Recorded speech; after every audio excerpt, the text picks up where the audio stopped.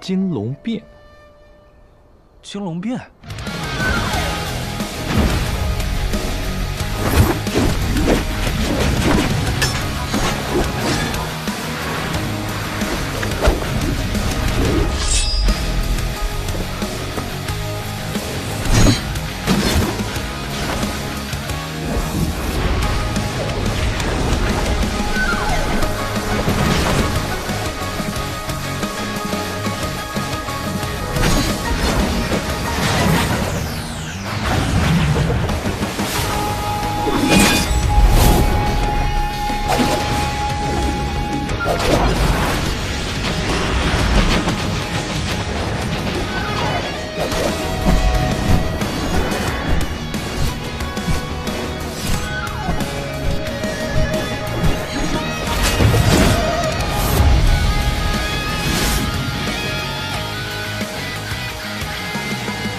金龙变，没有龙怎么行啊？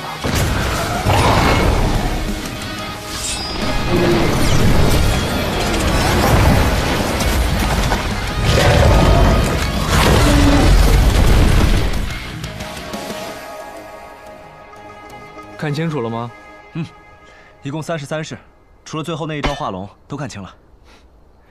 最后一招是幻术，不是枪法，能看清就有鬼了。 不过看得清跟学得会可是两码事儿，不然跟别人打一架，人家就把你的招数学去了，这哪行啊？我跟你师娘要去云游天下，没有时间在这一招一式的陪你练了。不过按你的天赋，应该也不需要我来教了吧？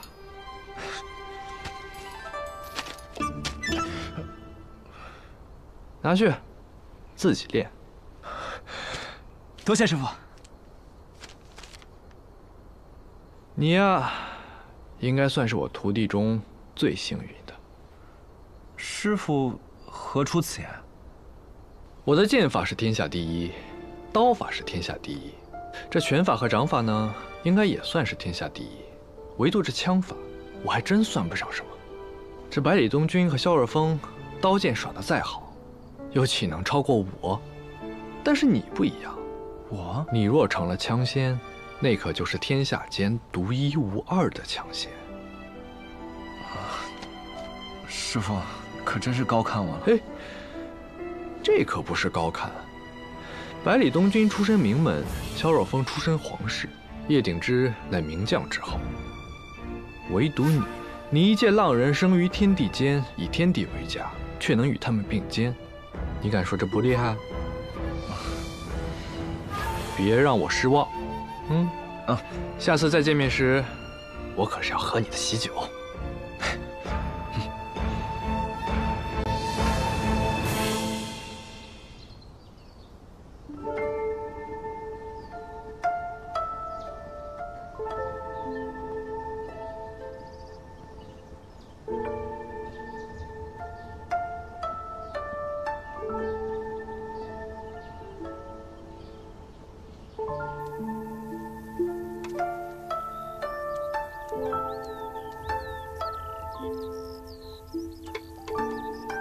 他这般喜欢美食，不知有没有试过这个？日后他来男爵，也一定会喜欢。看见。无聊。开个玩笑嘛，叶大侠，你这么认真在想什么呢？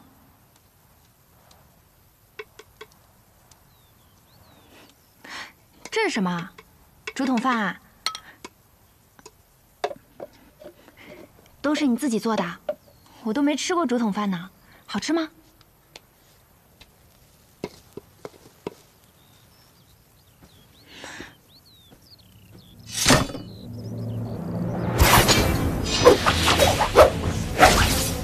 叶鼎之，你既然那么想要变强，何不听我的，习我们的功法？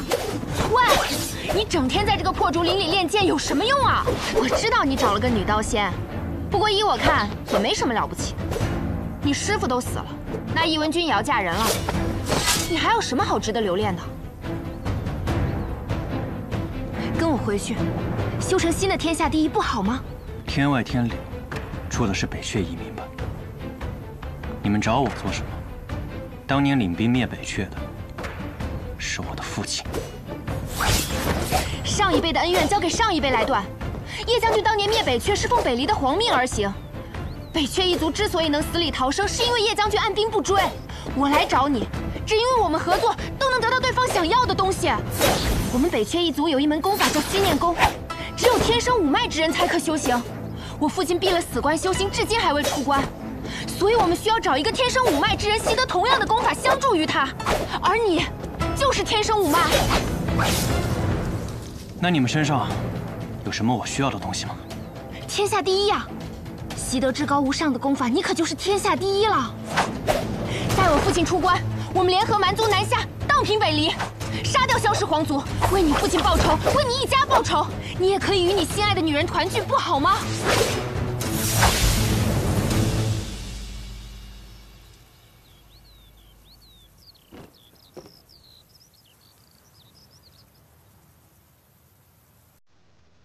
我虽痛恨萧氏，却也没打算把北离的千万百姓都牵扯到我的恩怨之中来。北阙和蛮族体系联合南下，你知道会有多少人死吗？那你知道当年北离踏平北阙的时候，死了多少人，牺牲了多少无辜，就连我的母后都……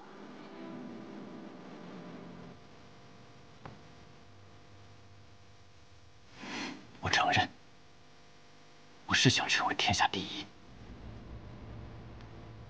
但用一个更大的错去掩盖之前的错误，我做不到。你走吧。叶挺之，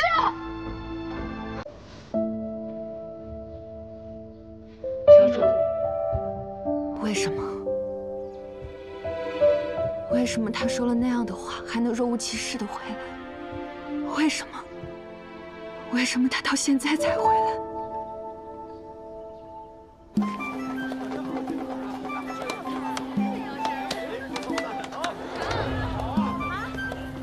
尹世侄，金清华，帮我保管好啊。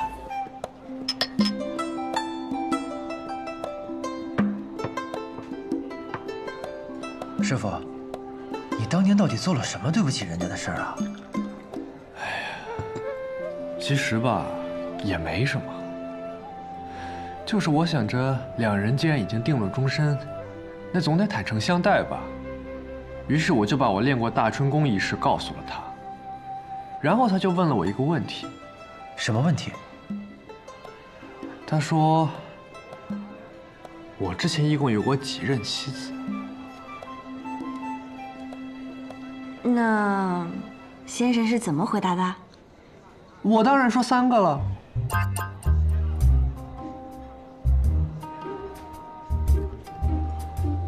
像我这种洁身自好的人，一世当然只能有1个妻子，绝不可能多。那我知道为何洛姑娘说先生是浪荡子了。一世只有1任妻子，听起来倒是没什么问题啊，是吧？是啊。啊。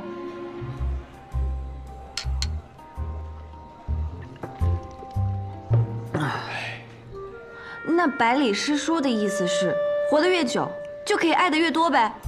不，我不是这个意思。那你是什么意思啊？我的意思是，不是在说师傅的事儿吗？怎么会突然指向我？哦，对，在聊我的事儿呢。哦，哎，你们女人家到底是怎么想的呀？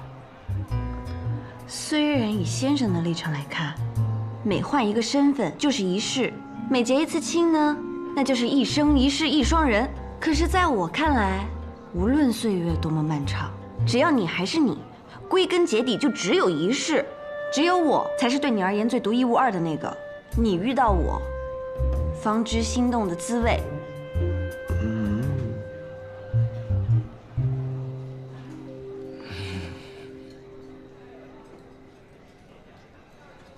师傅，那你说完以后，他怎么说的？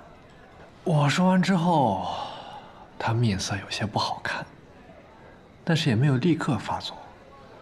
他又问了我第二个问题。什么？哎呀，他说，定然是在我之后，你还会有几任妻子？不错，不错。果然，天下女人千回百转的思维，大体都是相同的。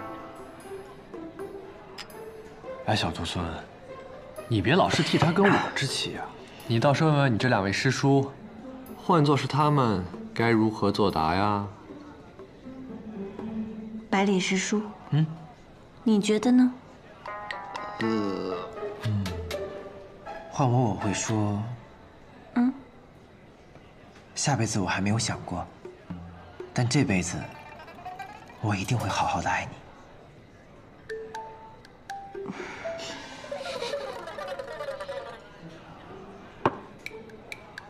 司空师叔，那你呢？要我呀，我就说，在你之前，我一直认为感情不过是相伴一时的东西，一人死了便是结束。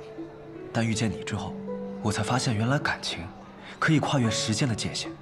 所以经你之后，我再无其他爱人，再无妻子。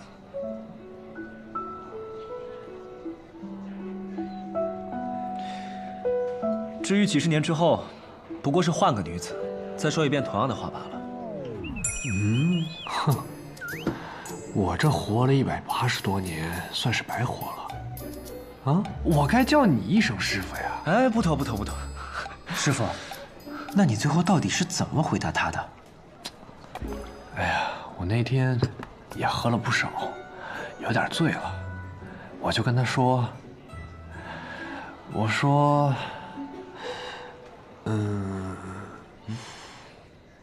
我哪算得过来呀？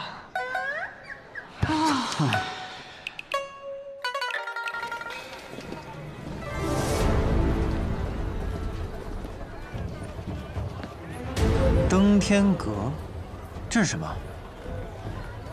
雪月城登天阁一共16层，每一层都有1位高手镇守。越往上，这把守的高手啊就越厉害，尤其是最上面那几层，都是江湖中传说级的高手，功力高深莫测。只有闯关的最高层，方能一眼窥雪月。这么厉害？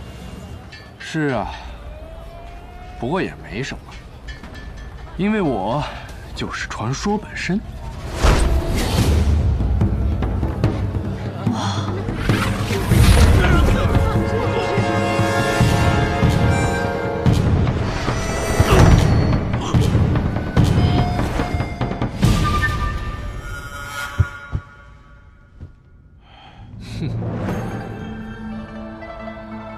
怎么又是你啊？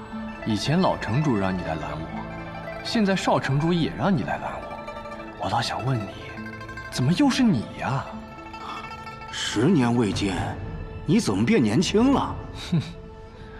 因为我是仙人嘛。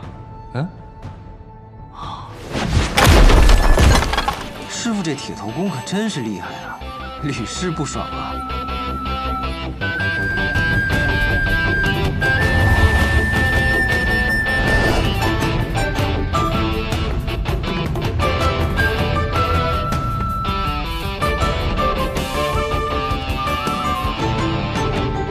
落水！我来了！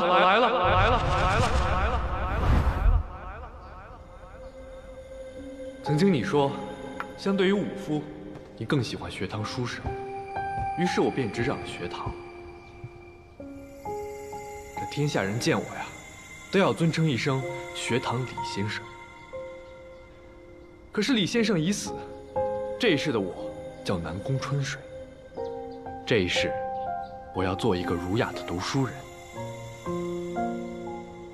曾经，你问过我一个问题，但是那时的我回答错了。现在的我要重新回答一遍。我，南宫春水，这一世往后，就只有你一个妻子。曾经的我以为，男请女来，不过只是一时的。一方死了，也就结束了。直到我遇见了你，我才明白，原来感情是可以穿越时间界限的。所以你是打算等过几十年后，把这话换个女子再说一遍吗？司空长风，老手啊！我哪知道我随口一说就猜到所有情节了。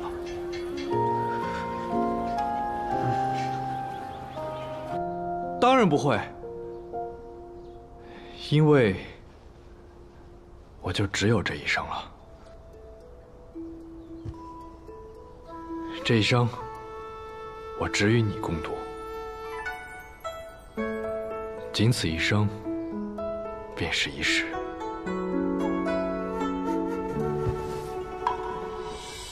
凉风出现，燕雀切切穿林间。这夜云烟，恍若大梦还未觉。原是良辰好景万千，独行无非眼观沧海。这话什么意思？我的意思就是，大春宫，我散了。从今往后，我就跟常人一样，生老病死，一生一世。一生一世是让你这么用的吗？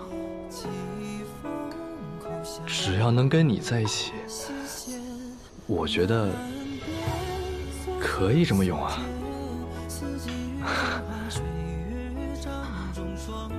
真是个傻子。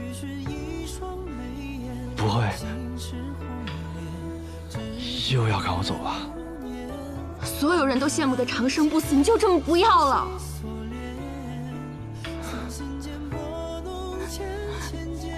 其实我当年不过就是一时气话，我并非让你真的散去这一身大春的。我知道。你还是重新练起来吧。这大春宫啊，散了就散了，练不回来了。再说了，我这师傅、门派什么的都没了，也没人能帮我练回来。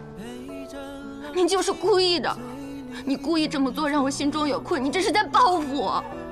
哎呦，我没有。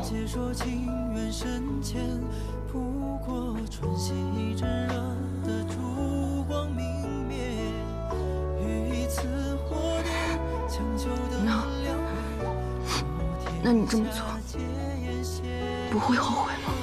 不会啊。你想，我都活了180多年了，直到遇见了你，我才发现自己其实还是那个少年。少年人做事本就该冲动，所以此生我不悔。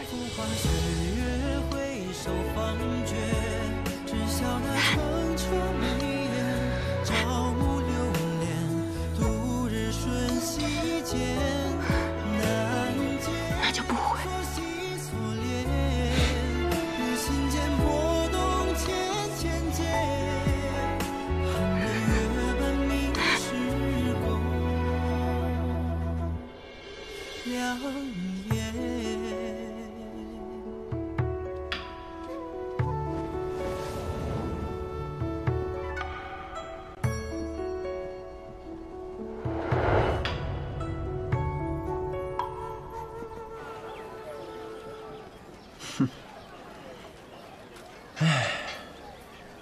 这就是书上最愿写的，人们最愿看到的。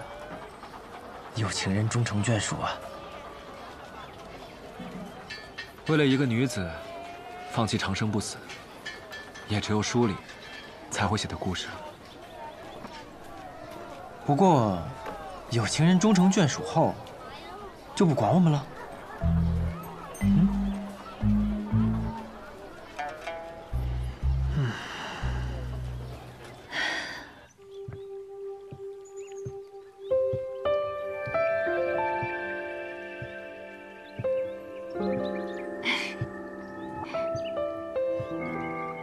你笑什么呀？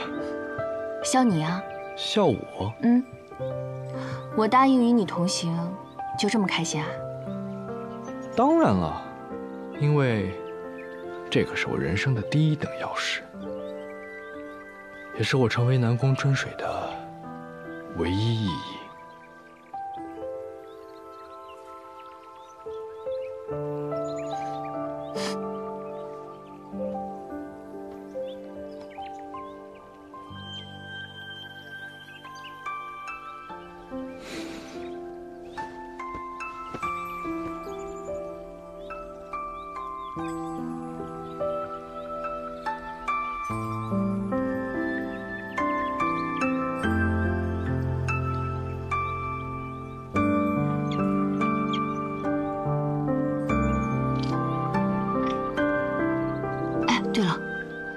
那个与你一起来的那3个人是谁啊？那2个少年人是我的徒弟，那个小姑娘是柳月的徒弟，也是我的徒孙。那不打算把他们接进城吗？哎呀，接什么接呀？碍眼，他们想要进城，就让他们凭自己的本事进，正好也让他们适应适应没有我的日子。哎，不如让你的登天阁好好招待招待他们。站住！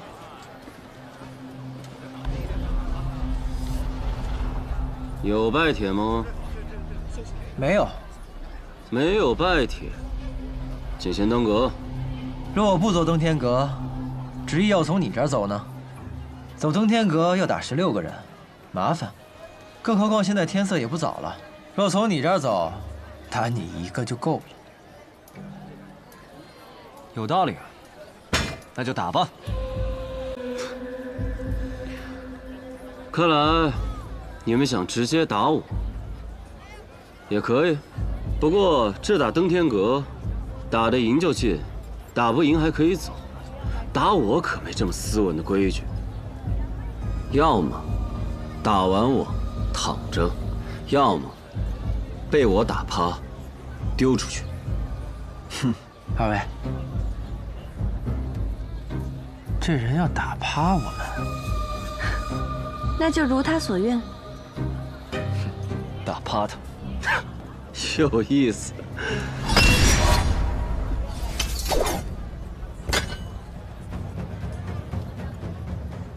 城主有令！城主有令，2位公子需打过16层才能入城。怎么是16层？寻常不是10层就可以放行了吗？我也不知。对了，命令说了，这位姑娘志不在吾，可直接入城。如此，那百里师叔、司空师叔，加油！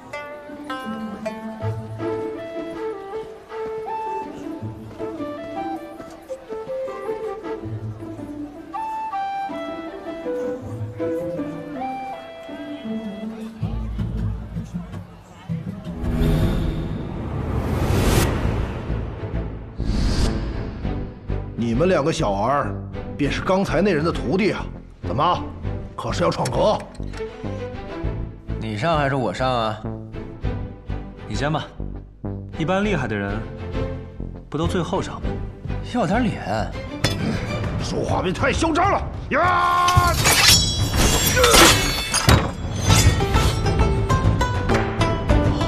好快的剑！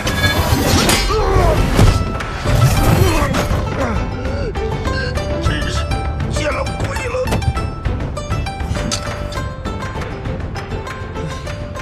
第2层我来。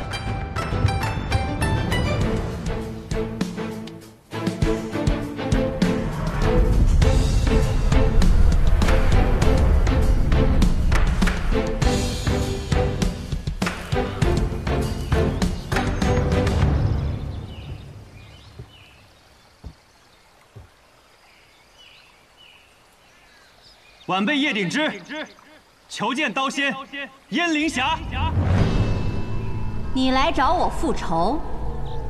并非如此，晚辈是想求刀仙赐诏。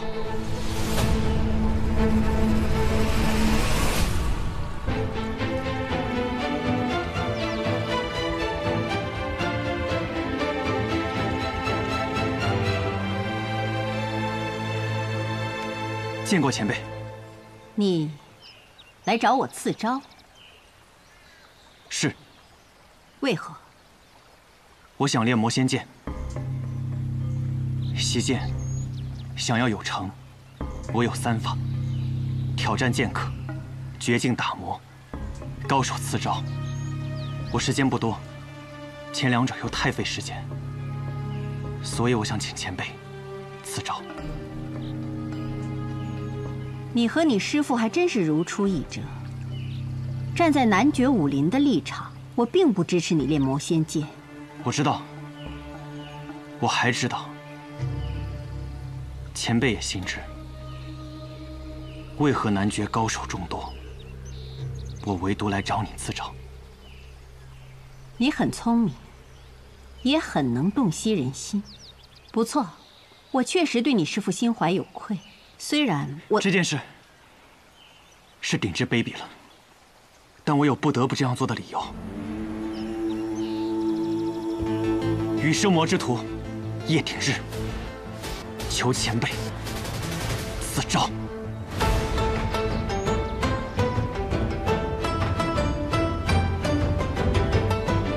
罢了。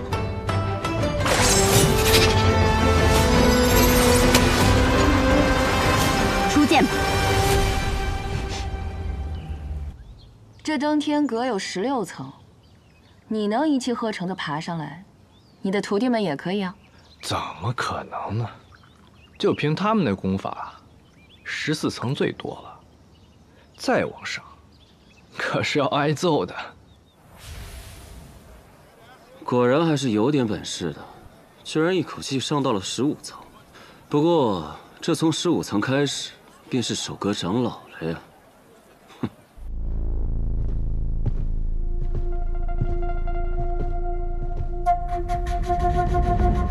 奇怪，难不成是他们怕了？不要掉以轻心，我们先上去看看。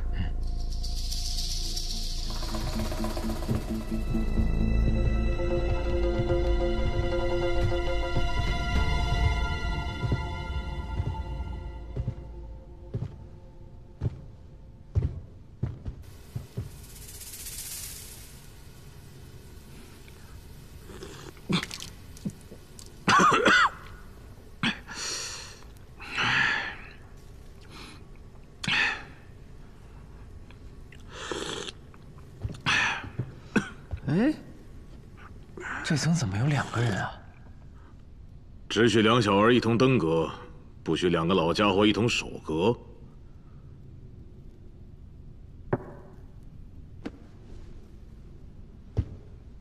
登天阁第15层守阁人骆风中。登天阁16层守阁人骆念瑟。既然你们2个一起上，那我们也就一起上。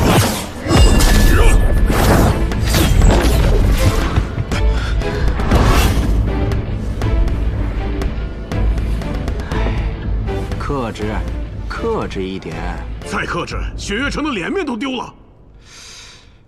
你说的也对呀，这师傅就算了，你说这徒弟接二连三的挑衅，确实不该忍啊。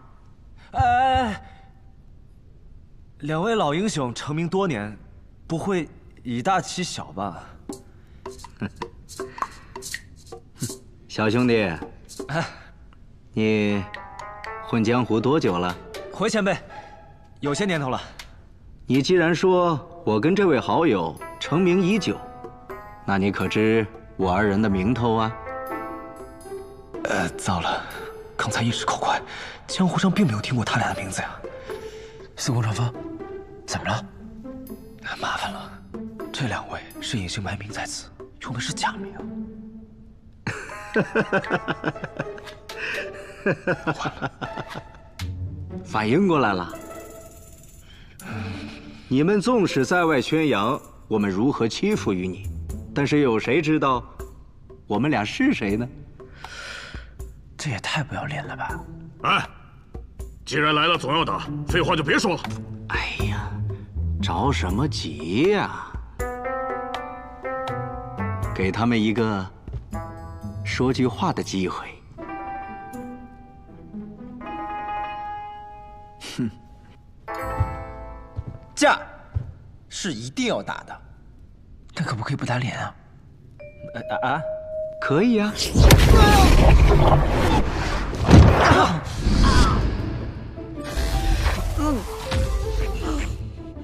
不是说好不打脸吗？临危不惧，大好儿郎啊！有多好？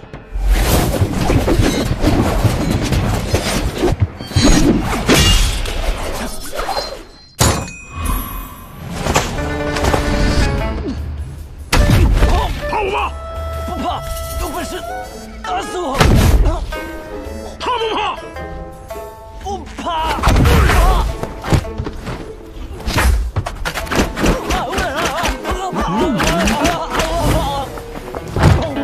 四顾上方！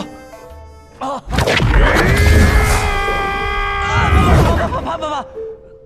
是不是说怕就可以不打了？不可以！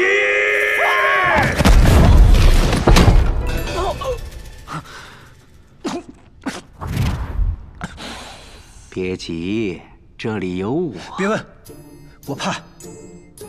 可不可以让我带他休息一会儿？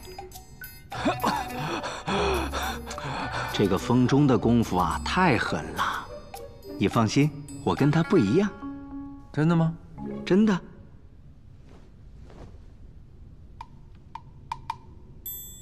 我只用一根手指。一根手指？哎，我信你个鬼！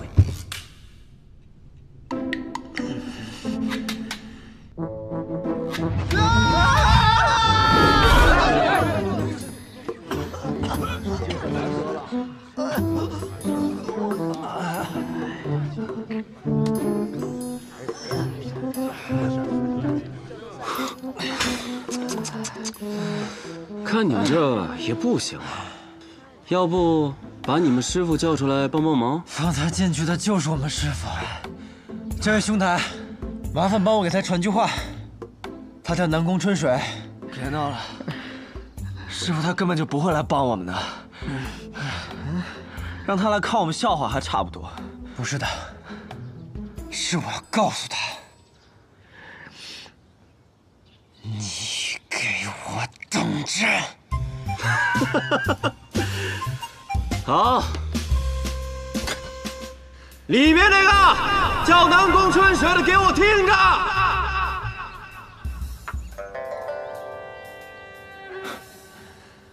我的这两个徒弟啊，终究还是，你给我等着！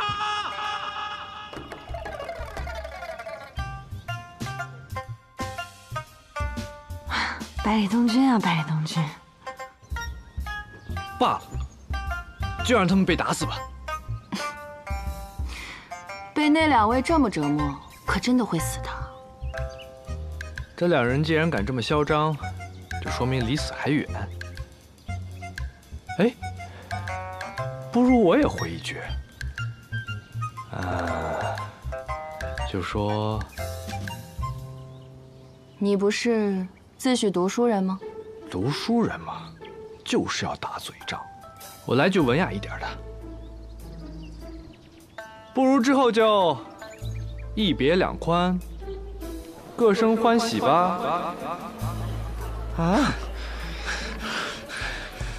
昨晚我就不该叫他，这糟老头子。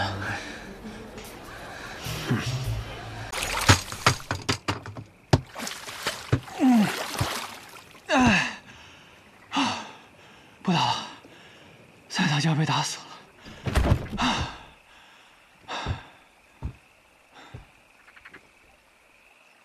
从今日起，往后7日，每日卯初来洞月湖找我。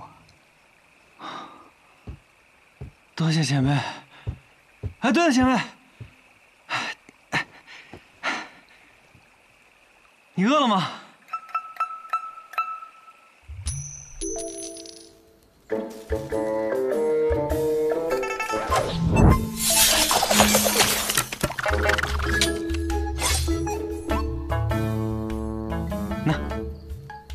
你这剑用在这儿，倒是比白日里用的更有几分灵性。啊，前辈这是骂我呢。你很奇怪，你师父命丧我手，按说你应当是恨我的，就算有求于我，也只当是场交易罢了。可你如今面对我，却并无任何敌意。师父找前辈一战，所求为何？求的是尽兴，求的是极致。前辈竭尽全力，便是师父心中所想。况且师父也曾交代于我，不要视前辈为仇人。这般说容易，这般做却很难。你倒是个明事理的人。我不明事理，我只是理解师父，理解他心中所求。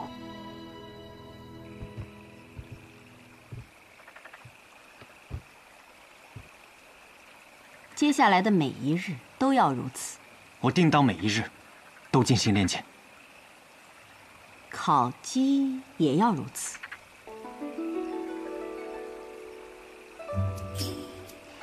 既然是洞月湖边，不如明天烤鱼吧。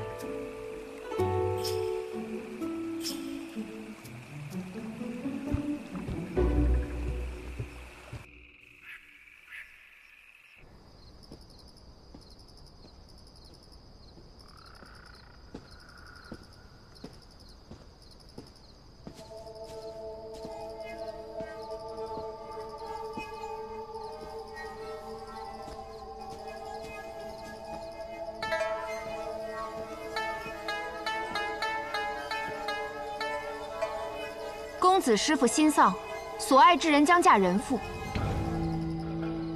不恨吗？你是谁？我知公子想要变强，我呢，正好有一门武功，可以让你变得更强。我说，你是谁？天外之天，方外之地，我叫月清。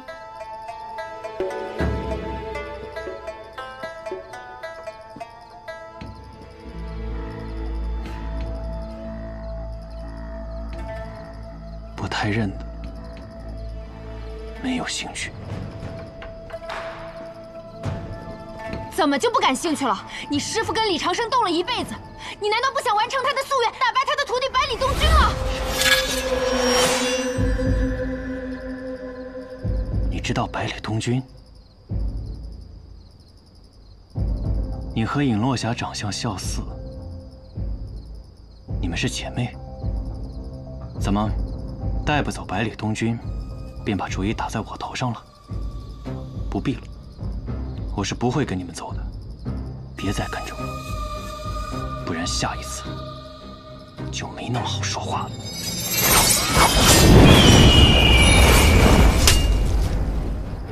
叶鼎之，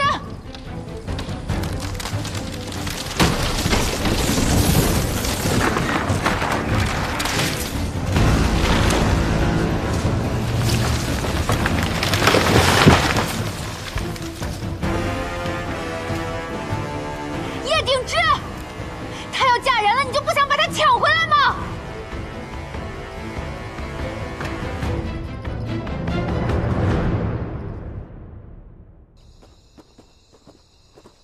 你们的朋友来看你们了。尹师之，你怎么来了？幸亏你不用打，那几个老家伙太不是人了。我来给你们送些伤药。哦，对了，先生说，若是你们打不过登天阁16层，就让你们滚。而且以后也别叫他师傅了。这不是要我们的命吗？那能怎么办呢？能怎么办啊？那就打呗。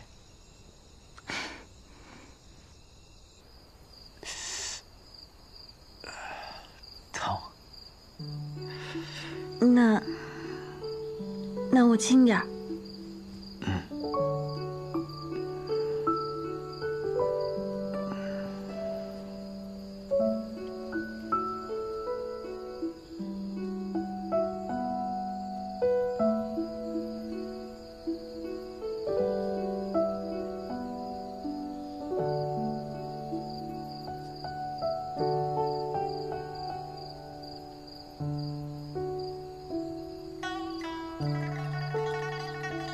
刨去妹妹的身份与你想要做的事，也刨去那些冷冰冰的权术筹谋，你喜欢这个百里东君？我没想过这个问题。那就现在好好想想。阿姐，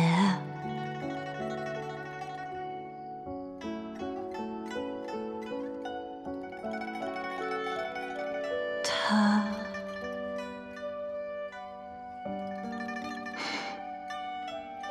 你笑了？哎呀，怎么还脸红了？你喜欢他呀？我应该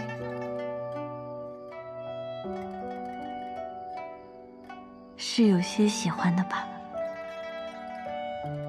哎，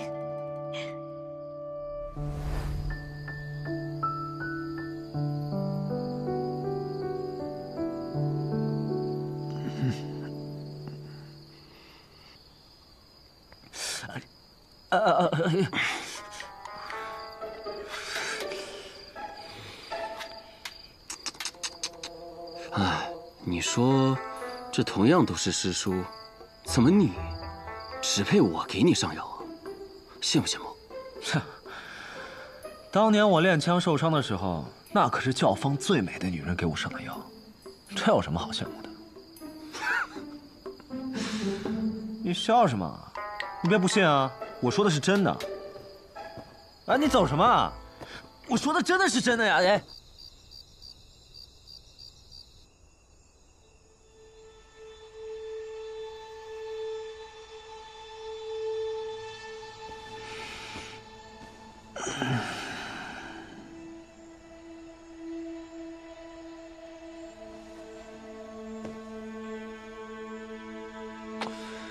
百里东君，你还睡不睡了？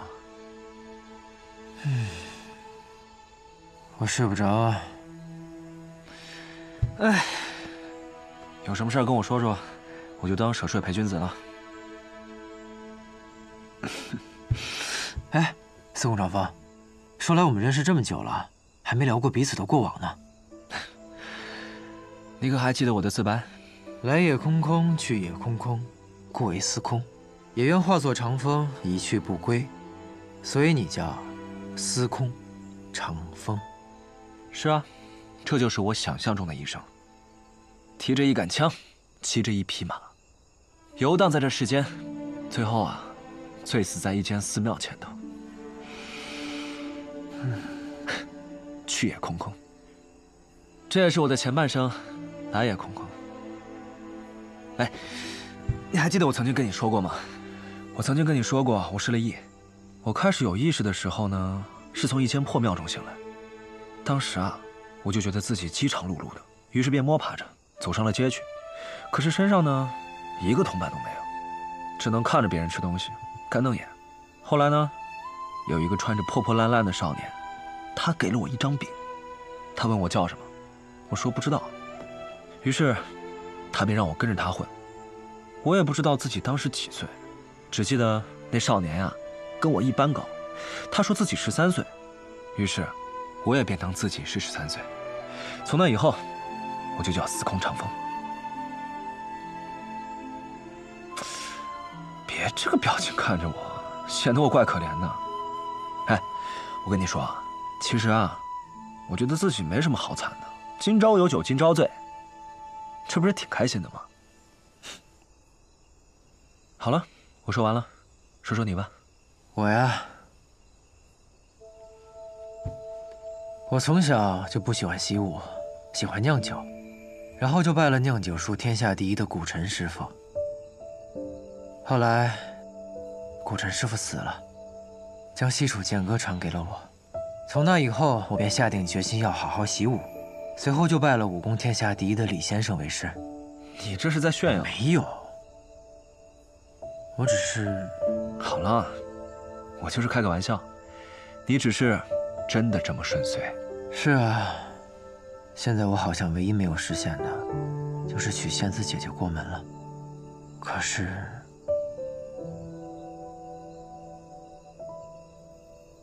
我现在怎么了？啊！你不会是喜欢上尹世之了吧？司空长风，我不是那种轻易会变心的人，只是他们两个的眼睛长得太像了。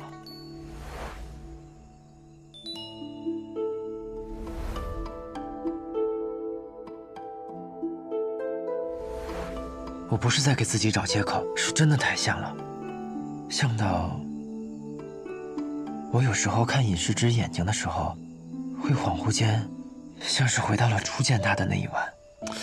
那既然他俩这么像，你怎么知道你喜欢的是尹世之，而不是你那仙子姐姐的替身啊？你别乱说话。什么替身啊？才不是替身呢！这要被听到，可又要被误会了。那既然他俩这么像，又不是替身，那是什么？人有相似，但感觉却是不同的。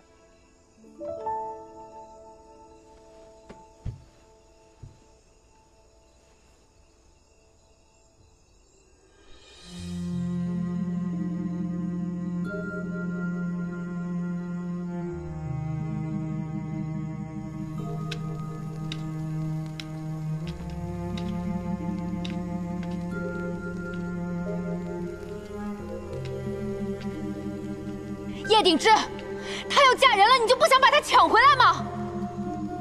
怎么可能不想？我做梦都想。还有不久，她就要穿上红妆嫁给别人了。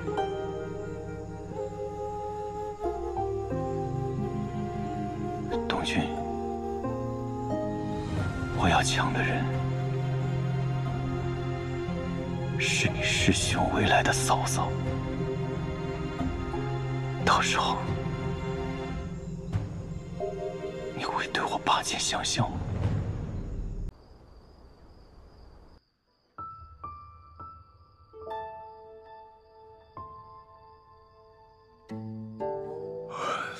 百里东君，我还是第一次这么完整的听你说这些事情。哎呀，你这关不好过呀。也不是，若是想通了，便也能过。长风，我忽有感悟，走，陪我过上几招。啊？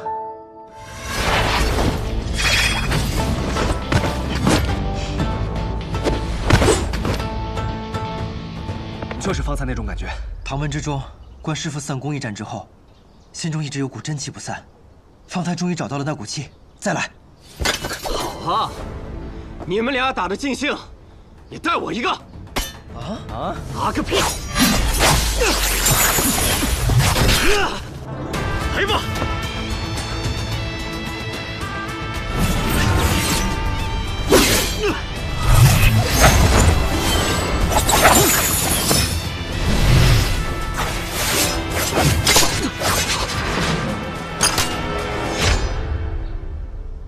好漂亮的一剑，这一剑谁教给你的？长风，我不是和你说我忽有感悟吗？于是我便再悟，就悟出了这一剑。剑名呢？这一剑名为相思。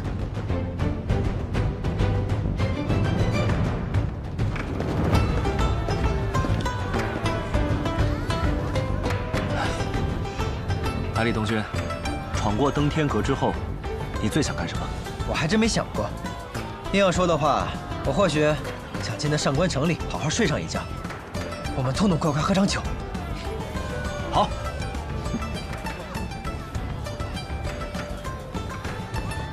弟弟啊，这么关心我这2位徒弟啊？是你？你什么你啊？叫姐夫。哼，滚！哎呀，动什么刀嘛？啊？哼，上次见到你，还是个这么高的毛头小子，吵着闹着说要练刀法，但是家里非逼你练剑，这把刀还是我送给你的，这么大的恩情都不记得了？你怎么知道？难道真是你？可你怎么……说来话长，干脆就不说了啊。其实我上次骗你的，这混元刀法呀，配着混元功确实不错，但是鲍一并没有更强，却会更浪漫。你真的很无聊。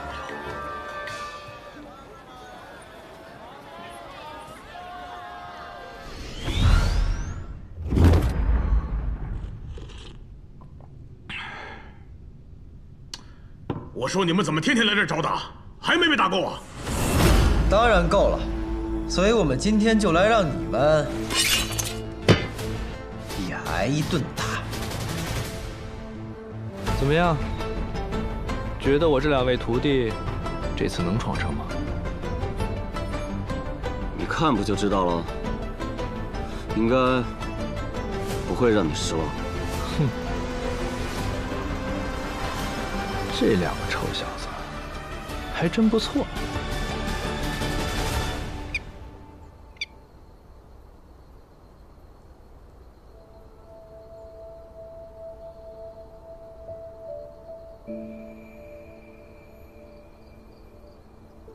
尹师侄，一个人喝酒，是不是有点孤单啊？百里师叔，夜里这样对女子说话，很容易被认为是登徒子的。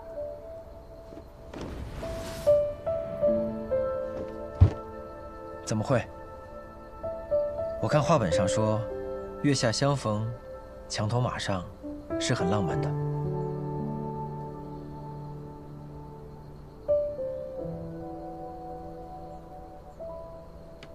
料想尹师侄这里也没有什么好酒，毕竟没有人比师叔我更会酿酒了，所以便给你备了些好酒。哇，这么大方！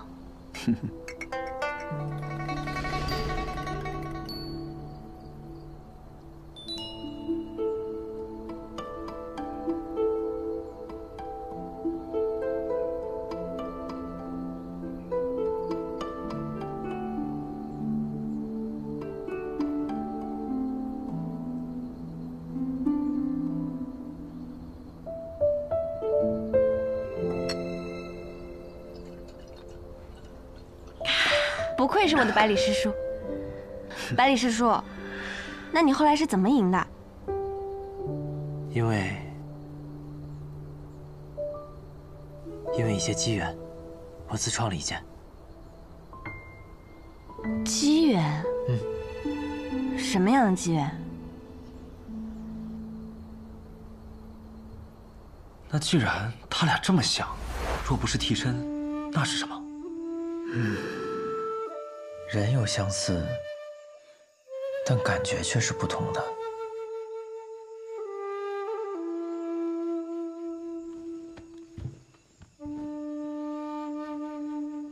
对仙姿姐姐的惊鸿一瞥，那一瞬间的心动，自然是真的；而与尹师侄的朝夕相处，共同拥有的记忆，对她产生的喜欢也是真的。如果非要有个比较，那仙姿姐姐就像是海中的明月，而尹师侄，他便是人间的烟火。海中明月，我自然是很喜欢的。若说可望不可及，也并非如此。纵剑踏海而去，也可邀月9天。曾经的我，渴望被明月的光辉照耀，而如今我却觉得月圆月缺，日升日落，怎样都好。只要人间的烟火在我身边，我们一起每天开开心心的便好。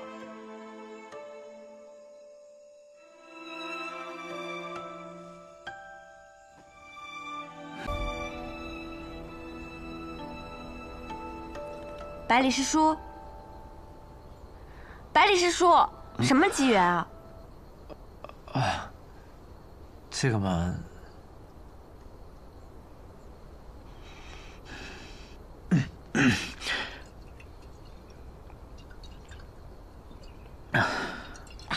好吧，赢了就好，赢下这登天阁，你也算是一流的高手了。以后啊，那就算是名扬天下了。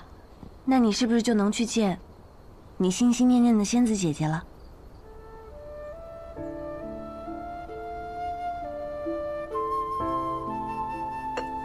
见，当然要见，不光要见，还要好好的见。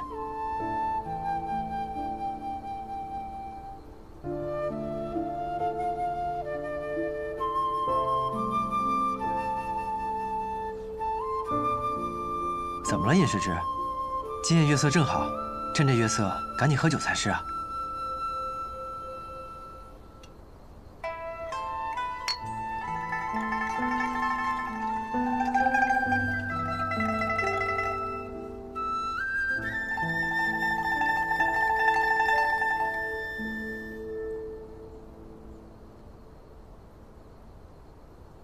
吹得不错，颇有相思之情。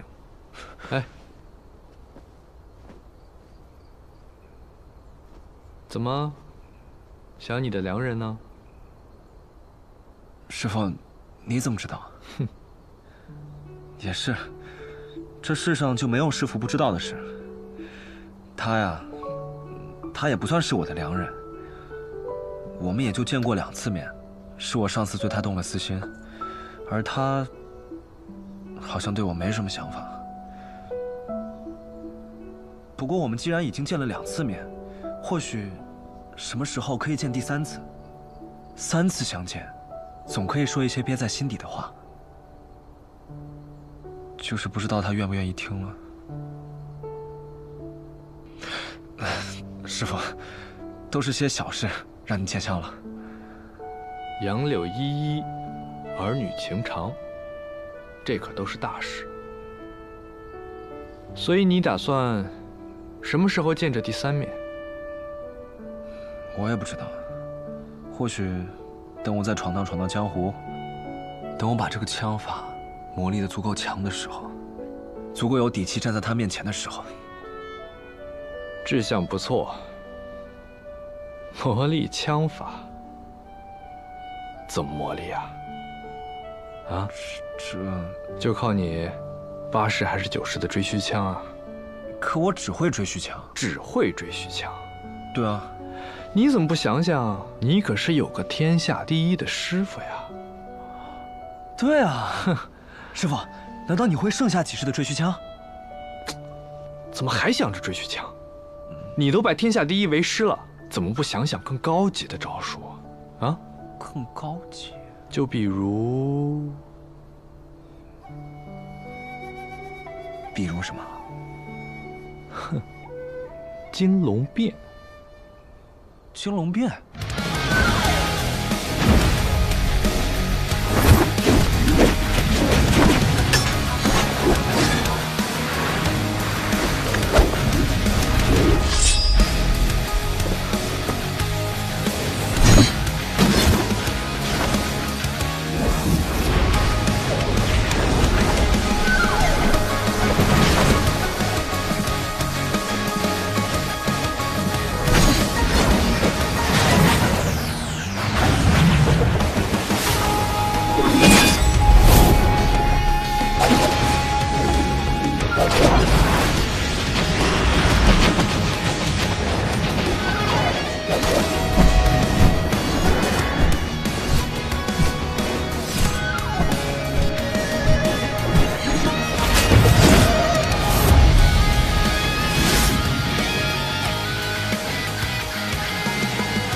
兴龙变，没有龙怎么行啊？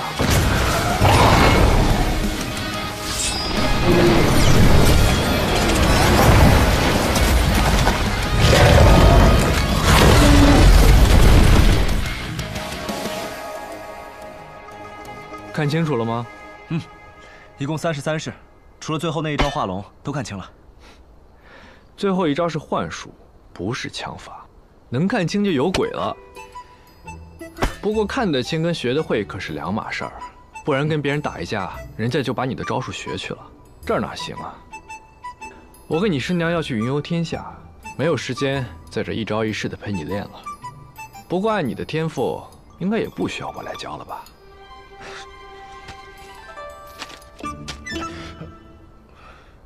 拿去，自己练。多谢师傅。你呀，应该算是我徒弟中最幸运的。师傅何出此言？我的剑法是天下第一，刀法是天下第一，这拳法和掌法呢，应该也算是天下第一。唯独这枪法，我还真算不上什么。这百里东君和萧若风，刀剑耍得再好，又岂能超过我？但是你不一样，你若成了枪仙，那可就是天下间独一无二的枪仙。师傅可真是高看我了。哎，这可不是高看。百里东君出身名门，萧若风出身皇室，叶鼎之乃名将之后，唯独你一介浪人，生于天地间，以天地为家，却能与他们并肩，你敢说这不厉害？别让我失望。下次再见面时，我可是要喝你的喜酒。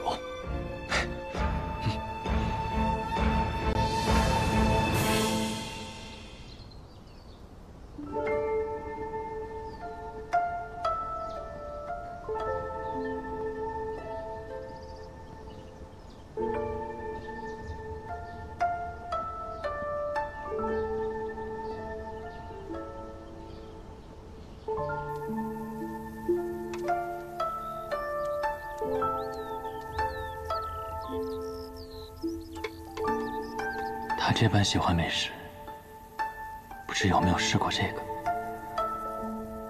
日后他来男爵，也一定会喜欢。看见。无聊。开个玩笑嘛，叶大侠，你这么认真在想什么呢？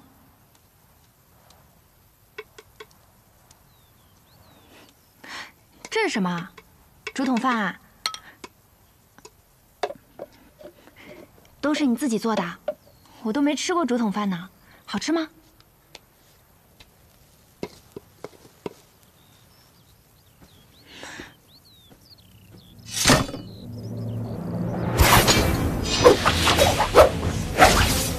叶鼎之，你既然那么想要变强，何不听我的，习我们的功法？喂，你整天在这个破竹林里练剑有什么用啊？我知道你找了个女刀仙，不过依我看也没什么了不起。你师傅都死了，那易文君也要嫁人了，你还有什么好值得留恋的？跟我回去，修成新的天下第一不好吗？天外天里，住的是北阙移民吧？你们找我做什么？当年领兵灭北阙的，是我的父亲。上一辈的恩怨交给上一辈来断。叶将军当年灭北阙是奉北离的皇命而行。北阙一族之所以能死里逃生，是因为叶将军按兵不追。我来找你，只因为我们合作都能得到对方想要的东西。我们北阙一族有一门功法叫虚念功，只有天生五脉之人才可修行。我父亲闭了死关修行，至今还未出关。所以我们需要找一个天生五脉之人，习得同样的功法相助于他。而你，就是天生五脉。那你们身上有什么我需要的东西吗？天下第一呀！习得至高无上的功法，你可就是天下第一了。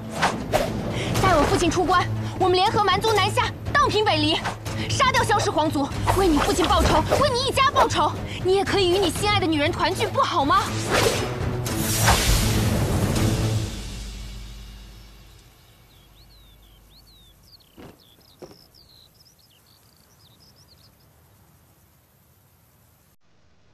我虽痛恨萧氏，却也没打算把北离的千万百姓都牵扯到我的恩怨之中来。北阙和蛮族体系联合南下，你知道会有多少人死吗？那你知道当年北离踏平北阙的时候，死了多少人，牺牲了多少无辜，就连我的母后都……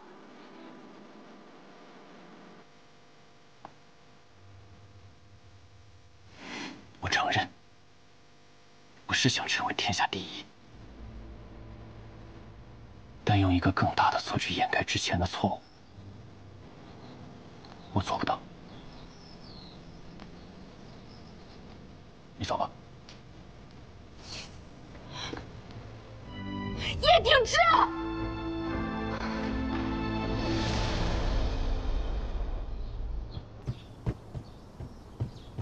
报城主，南宫县上有一个奇怪的人要入城。奇怪的人？那个人身穿黑衣，头戴斗笠，斗笠上有个奇怪的徽记。啊，对了，他手里还捧着一个卷轴。看来，是时候让雪月城在江湖中出现了。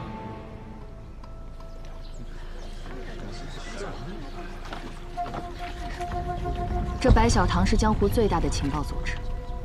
据说这天下间所发生的任何事情，最后都会为白小堂所知。所谓天下白小。白小堂良玉榜第8甲温家温小小。良玉榜第7甲望城山赵玉珍。良玉榜第6甲男爵斋月君。良玉榜第5甲雪月城。司空长风。第5甲，还不错了。赵玉珍，他就是王兄弟的小师弟吧？没错，他就是良玉榜开榜以来呢最年轻的入榜者。东君呢？他是第几甲？莫急。良玉榜第4甲唐门唐连月。良玉榜第3甲男爵孝天子。良玉榜第2甲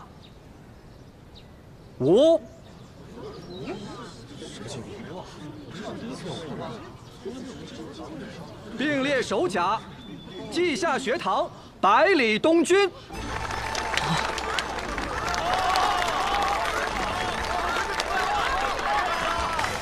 厉害！江湖剑客叶鼎之。云哥，我和云哥一样强了吗？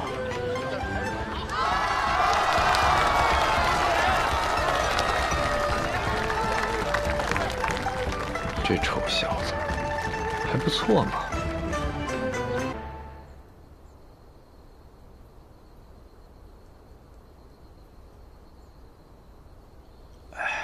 这洛河怎么还不回来啊？尹世之也不见了踪影，我都快饿死了。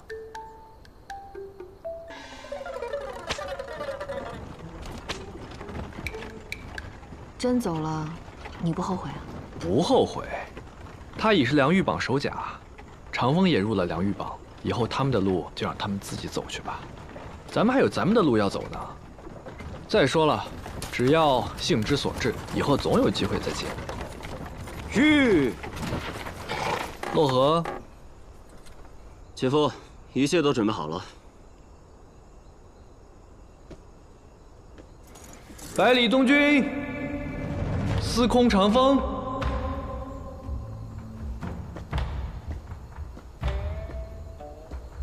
这老头子又要干嘛呀？你们师父我呀，要远游成亲去，咱们以后有缘再见。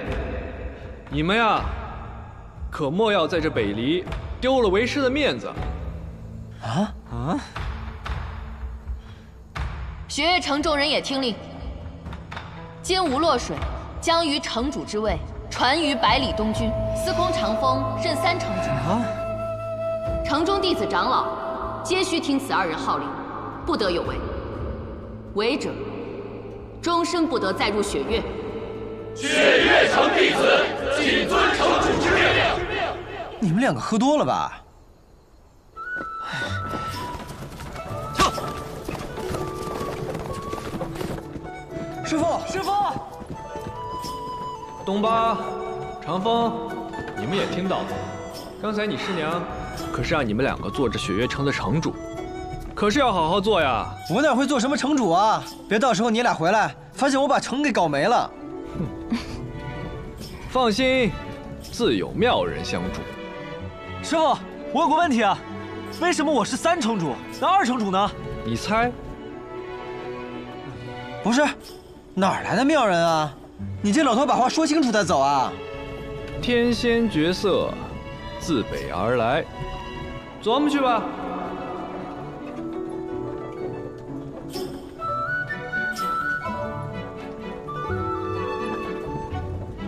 还天仙绝色，有我美吗？没有，怎么可能有你美？跳！不过我说的这个妙人啊，他确实是个妙人，只不过不是我的，是百里东君的妙人。他？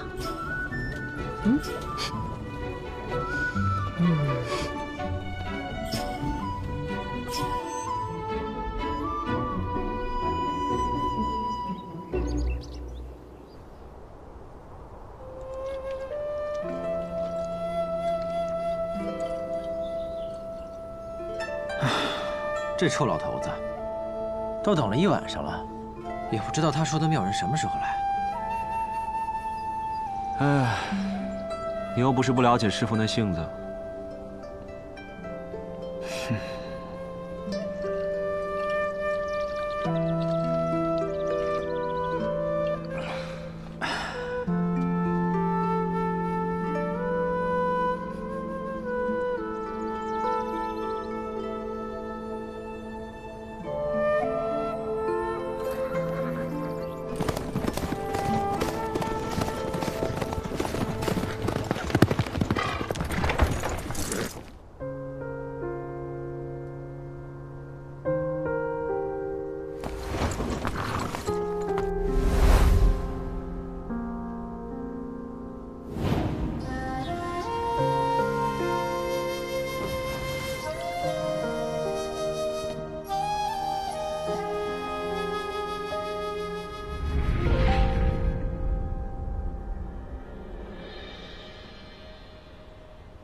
风声过窗棂，江湖潇潇雨，星辰变幻烟波里。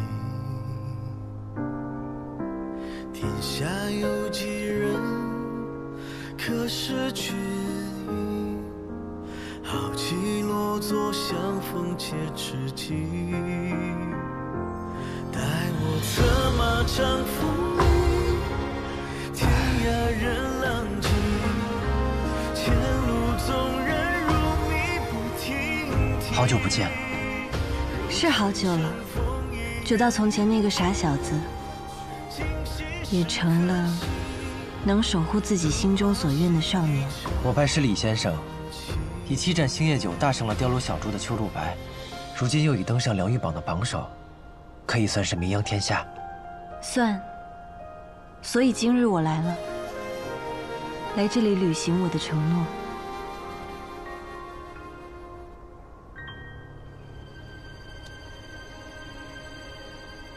那日初见，洛英也像今日这般好。姐姐，现在可以告诉我你的名字了吗？我叫月瑶。月瑶，真好。原来我等了这么多年的，是个如此美丽的名字。百里东君，我此来雪月城，你可否请我喝一杯酒？月瑶姐姐想喝什么酒？风花雪月。下关风，上关花，苍山雪而海月，听起来便是个浪漫的酒。我还没酿过，但这第一杯，我想酿给我喜欢的人。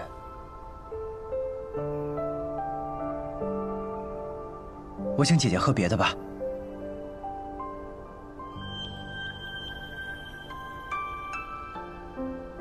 我设想过无数次惊人的场景，我该手足无措，我该心花怒放，我该欢喜的只想拔剑醉舞一曲。可当这一刻真正的来了，我却只想说：你好啊，仙子姐姐。虽然你从未回应过我，虽然我这么说有些自恋，但我曾经坚定的以为，你我重逢的这一刻，便是我们故事真正的开始。可没想到这一刻，却是我们故事的结束。我喜欢上了一个人，应该说，是真正的喜欢上了一个人。那个人他还问我想不想见到你，我和他说我想，不过只是单纯的像现在这样，安安静静的完成一个萍水相逢，却让我记挂多年的约定。我手上这一杯酒叫做过早，是我重回天启城酿的第一杯酒，我请姐姐喝这个吧。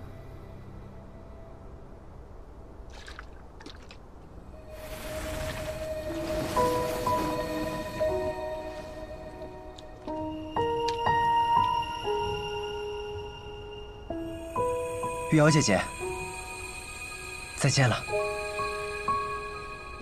百里师叔，百里师叔，百里师叔，百里师叔。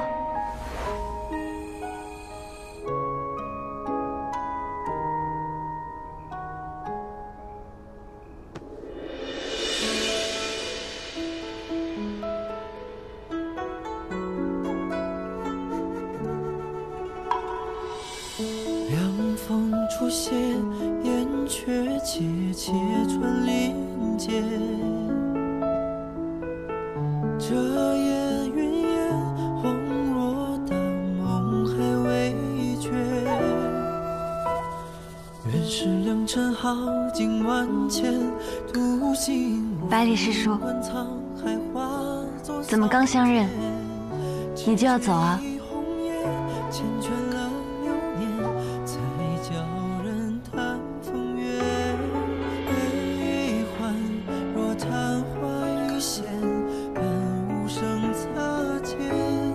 奈何一瞥，几封口香新鲜。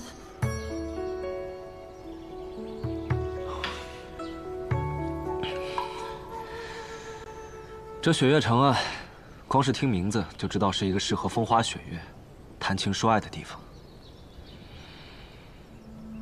希望有一天，我也能带他来到这里。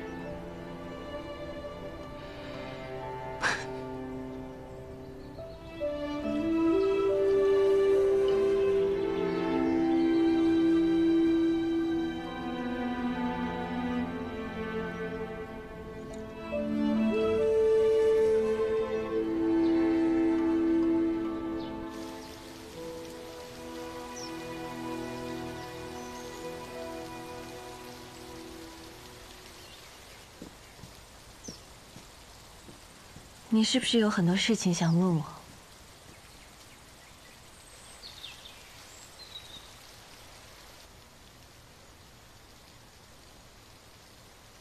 百里东君，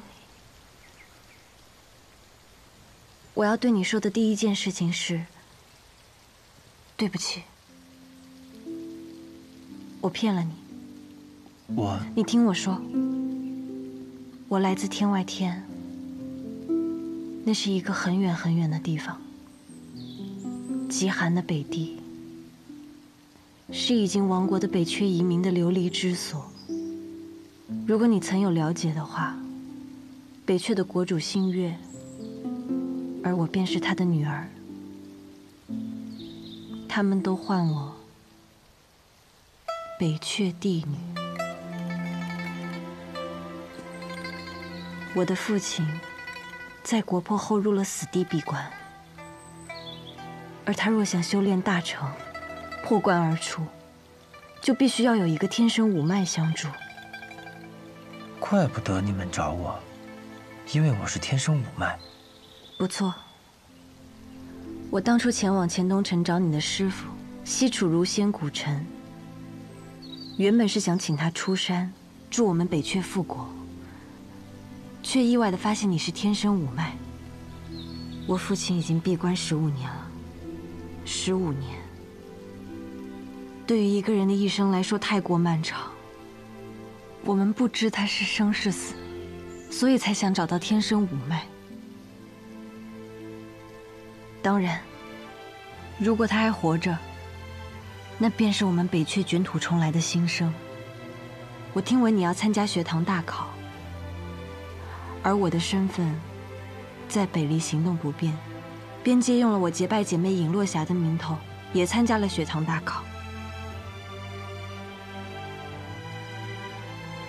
所以，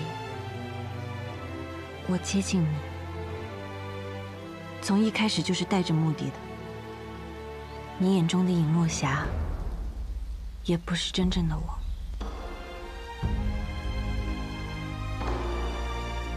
你听完，是不是对我失望了？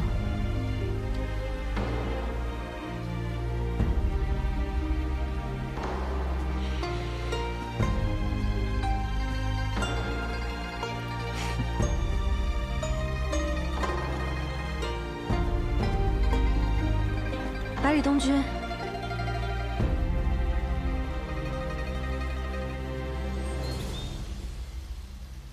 我在想，玉瑶姐姐为什么忽然和我说这些？想来想去，答案只有一个。什么？你不想带我回天尾天？有时候觉得你很傻，但有的时候，你却意外的十分敏锐。我既然选择告诉你，就说明我已经做好了决定。我不会带你回北阙，也不会让北阙的铁骑踏入中原。为什么？因为我不想看到战火肆虐，苍生受苦。故国已不复，覆水再难回。我已经寻到了我想要的东西，我要在新的地方，为我的臣民们建立起一个新的家园。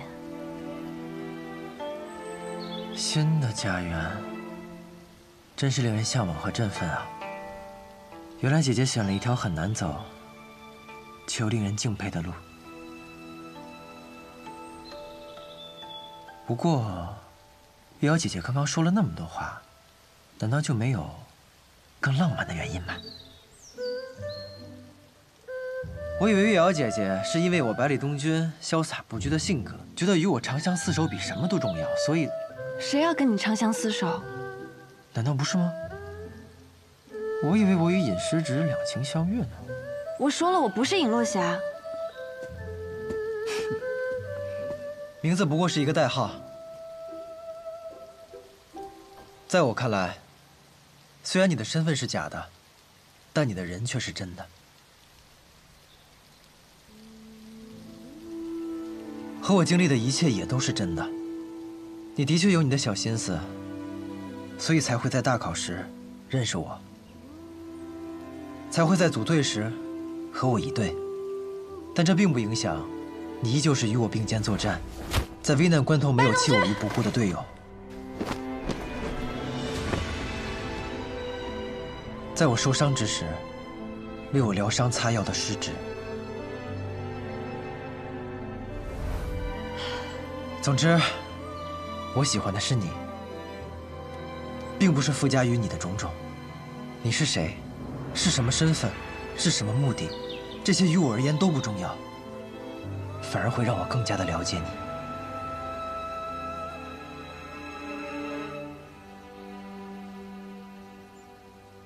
你方才说你喜欢我，我说了吗？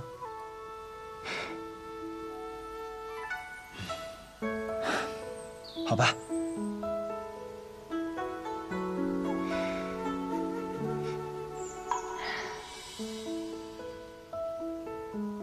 那你呢？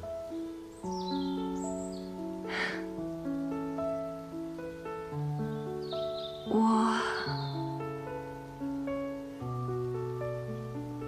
啊，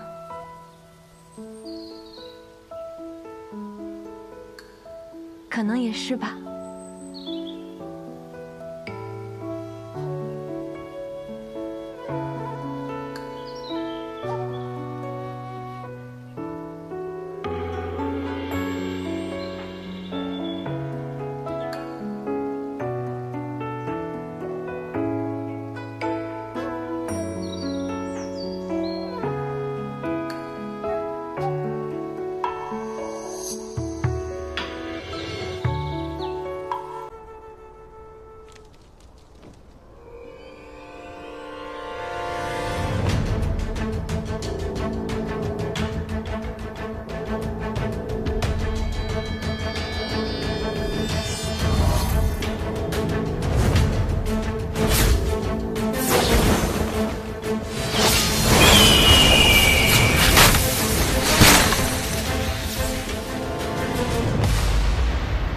剑气，也有几分羽生魔的风范。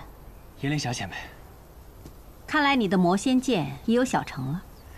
多谢前辈这些日的教导，顶之感激不尽。陪我走走。你是我见过最有天赋的年轻人，或许将来有一天，真能问鼎天下，与狂徒幸之啊！刀仙过誉了，我的好兄弟百里东君，天赋不逊于我，问鼎天下，说的还过早了。江湖代代都是好少年，好，很好。这些日子以来，我一直都有个疑惑。你分明不是急于求成之人，为何这般迫切地想要练成魔仙剑？我答应了一个人，我说我会带他吃草原的牛肉，拜佛国的菩萨，喝男爵的凉茶，扬帆东海，天高海阔。不在那笼中天起。女人，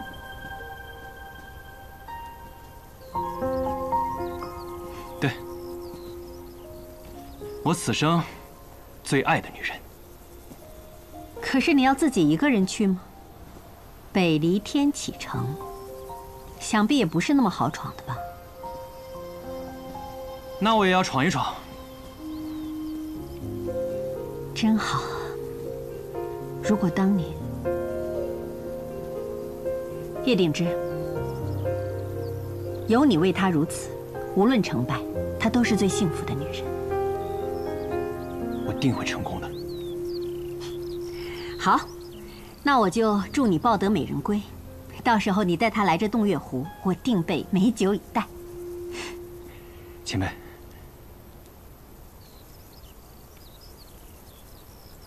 对了，前辈，我想将玄风剑交由您替我保管。此行你不带它？不了，这是师父留给我唯一的念想。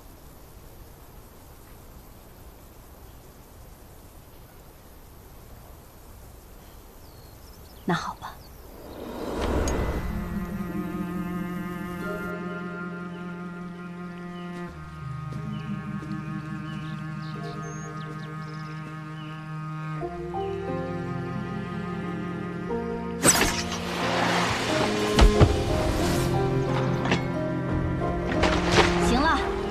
送到这儿吧。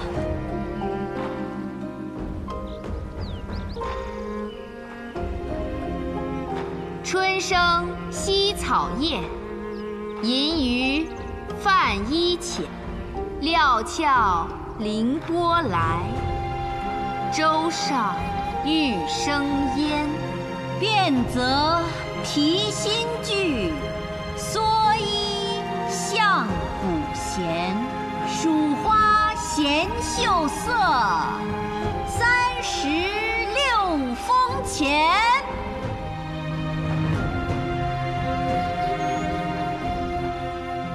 文君，我一定会把你带回来的。哎，你们俩小心点啊！哎，对，哎，往上点，往上点！哎，小心点，小心点！哎，好好好，下来吧。哎，你呀，我告诉你，去后院，听着没？哎，好嘞。哎，快去吧。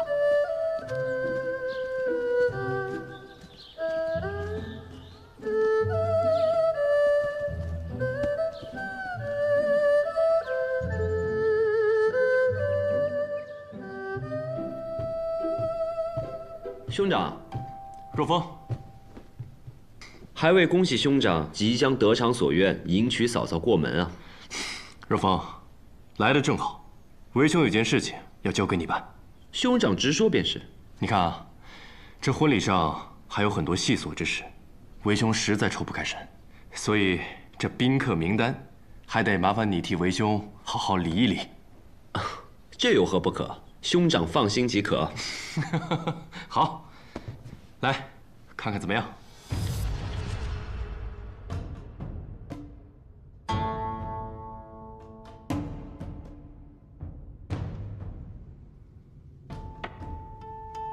影宗和皇室结姻，这种事自我北离建国以来一次也没出现过。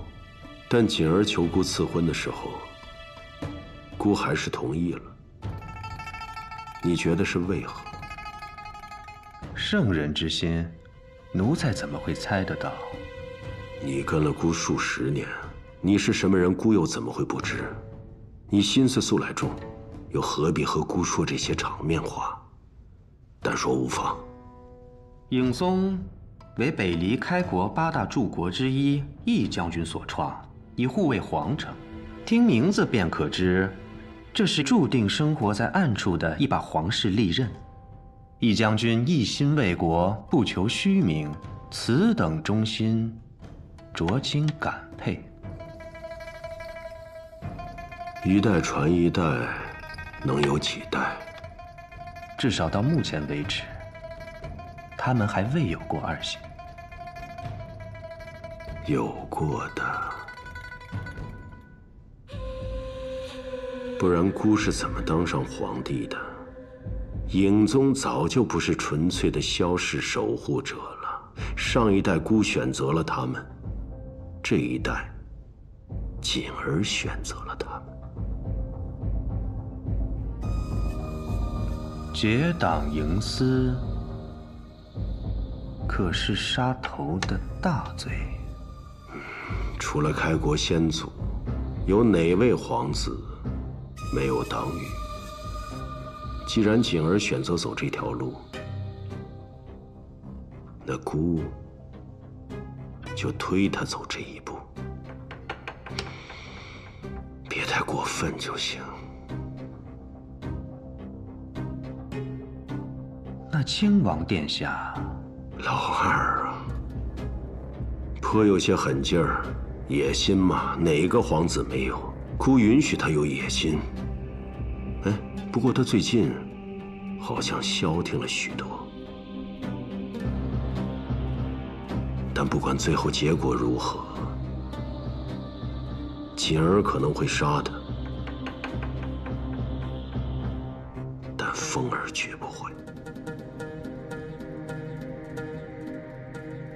陛下似乎格外喜欢琅琊王殿下。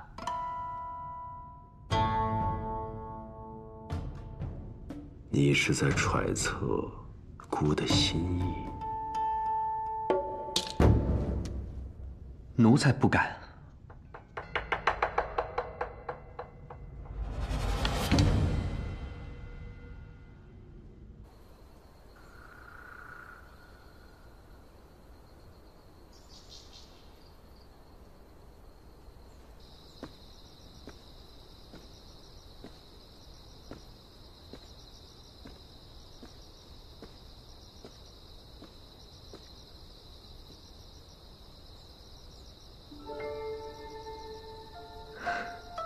师兄，对不起，对你下药实在是下下之策。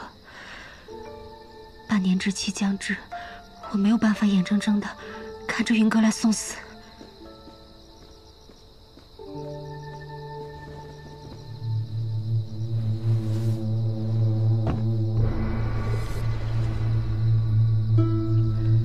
父亲，你现在回去，我可以不与你计较。不。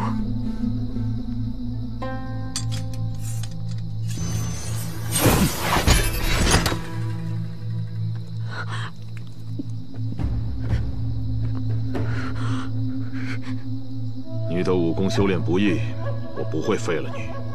但是这半年之内，你都无法运功了。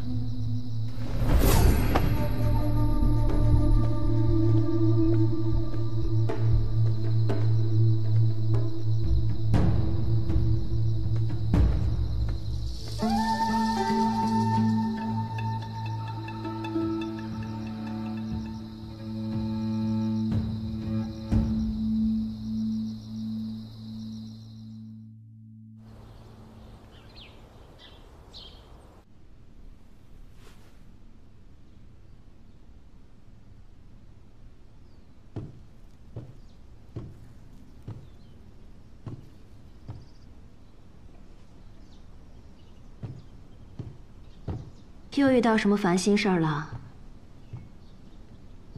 好，天启城送来喜帖，景誉王纳侧妃邀侯府前去观礼。不过是个王爷纳妃，还是纳侧妃，也值得我们镇西侯府大老远的跑一趟。原本是不该的，可我听说这个侧妃是影宗宗主的女儿。那个护卫萧氏皇族的影宗，他们竟然和皇家结亲，真是100年来头一桩啊！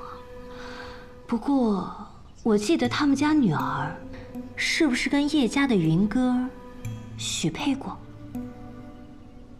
是啊，小时定的娃娃亲，可惜了。叶将军一家。撇开这个不谈，叶宗主当年还不是宗主的时候，随军出征，救过我一命。如今他独女出嫁，要我前去观礼，我不想拒绝。可是叶将军已经死了，李先生也离开了，你身为镇西侯的世子，孤身一人去往天启城，太危险了。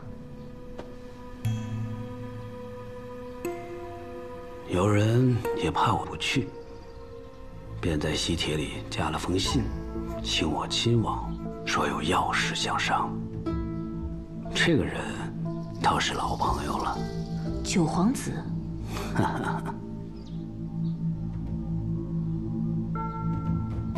如今他已经入住自己的王府，是琅琊王了。他是那景誉王的胞弟。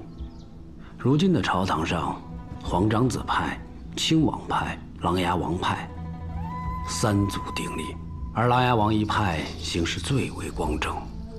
上次钱东城与他一见，虽然有些小的龃龉，但我对他仍是十分欣赏的。可是父亲说过，不得涉及党争。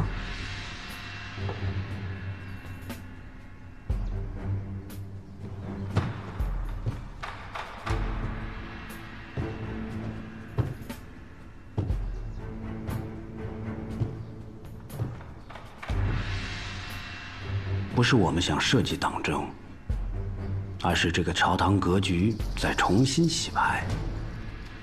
镇西侯府想要屹立不倒，就必须有所行动了。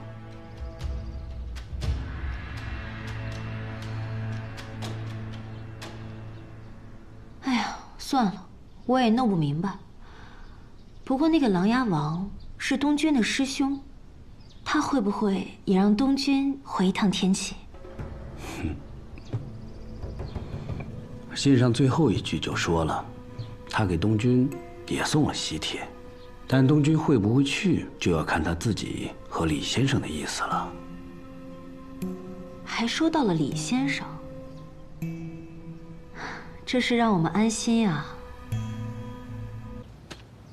景玉王，谁啊？你认识吗？这景玉王名叫萧若锦，这下你可有一些猜想。萧若锦、萧若风，难道他是？没错，他是萧师叔异母同胞的哥哥。这封喜帖，应该就是萧师叔寄给你的。可是跑那么大老远就去看别人娶个亲，多没意思啊！我不想去。司空长风，你去吗？景玉王，这名字听着还不错，可是和我又有什么关系呢？先生临走前早已料到此事，他说你定然是不感兴趣的，但他想问你，就不想回天启城见见老朋友，见见雷师叔、萧师叔，我师傅他们，不想跟他们较量较量，看看谁的武功更强了一些。那就去。这么草率？我觉得师傅说的对，是时候看看我们的武功究竟到什么程度了。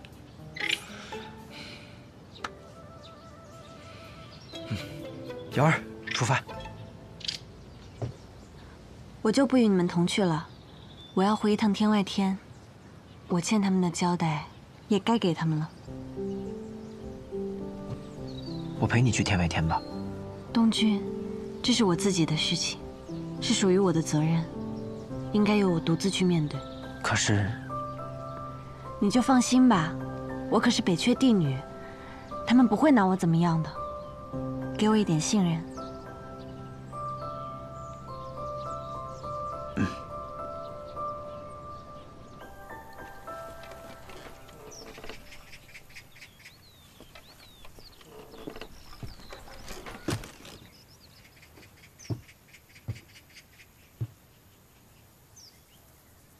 我会把他带回来的。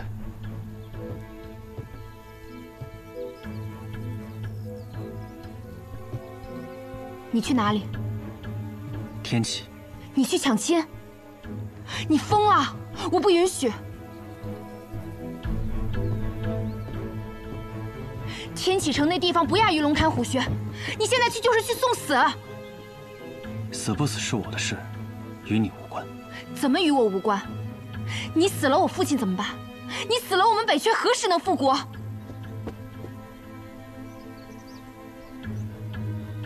让开！我不，除非你杀了我。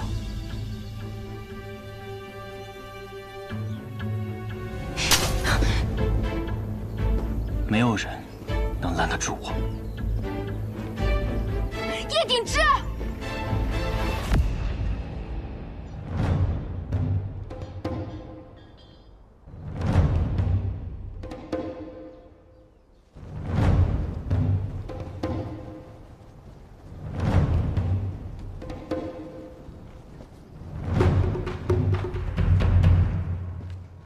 站住！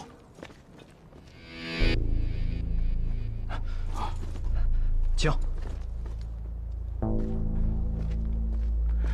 这是谁啊？是陛下亲选的贴身护卫，但还未正式赴任。听说陛下打算将他培养为禁军统领。这看着也没什么了不起的。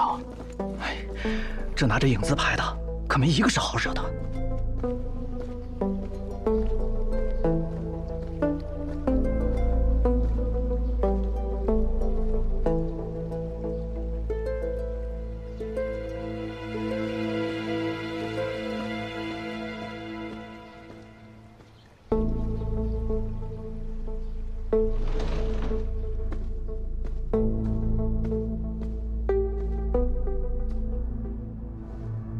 师父，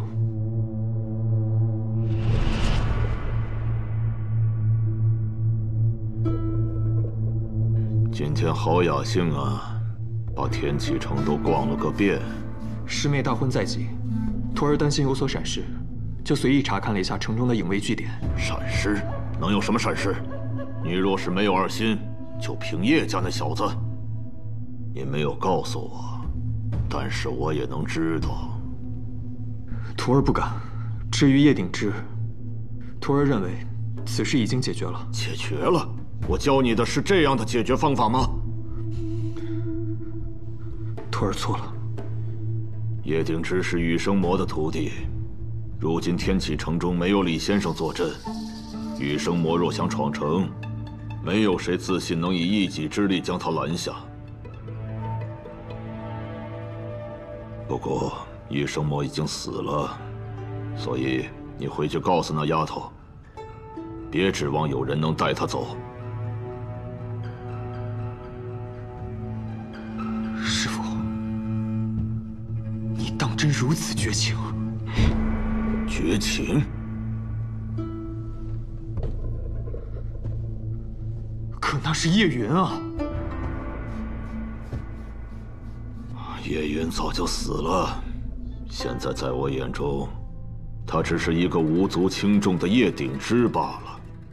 更何况，我们影宗这么多年来都只能存于暗处，如今你被陛下选中成为明卫，你的师妹又将被景玉王纳为侧妃，这是等了多少年才迎来走向光明的机会，又岂能因为儿女情长而放弃？我知道你喜欢你师妹，如果你想把她带走，现在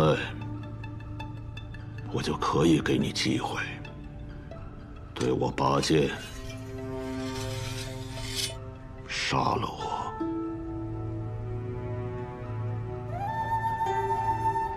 徒儿不敢。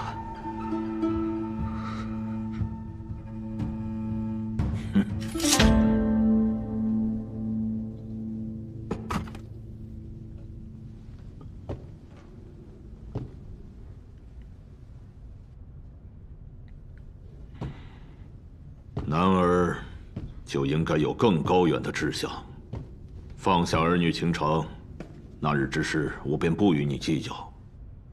今日让你过来是要告诉你，婚礼结束，你就到陛下身边去做你该做的事情。听到了吗？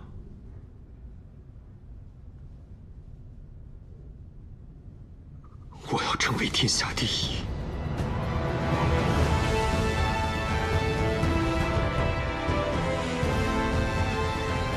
我要成为天下第一，这样，师妹就可以想嫁给谁就嫁给谁了。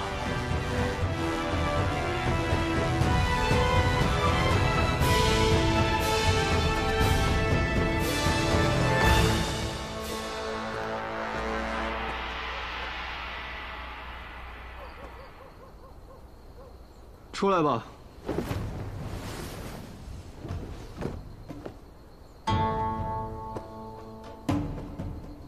上次我和你说，想要找我就随便找个破地儿，大喊一声我就会出现，你当真了？为什么找我？因为你很有趣，我们白小堂对任何一个有趣的人都很感兴趣。况且，20年后天下三甲里面有你一席之地。好了，你的问题问完了，该我问了。你为什么找我？帮我送一样东西，给一个人。我们白小堂情报通天，送东西这事，却很少做了。你可以提条件。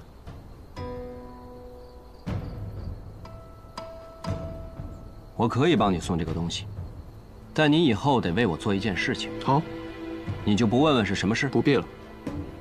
你是个聪明人，你让我做的事，我必定不会拒绝，也无法拒绝。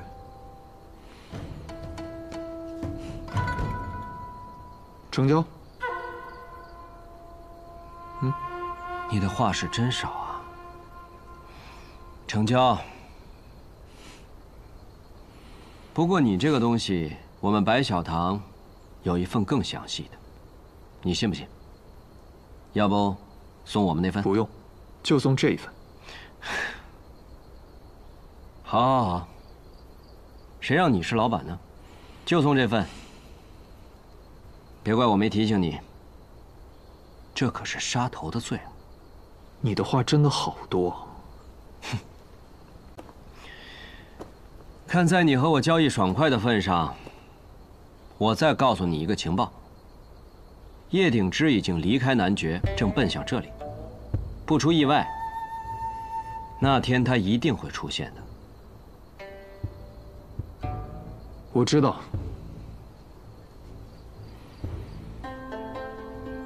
就算是隔着万水千山，他也一定会来的。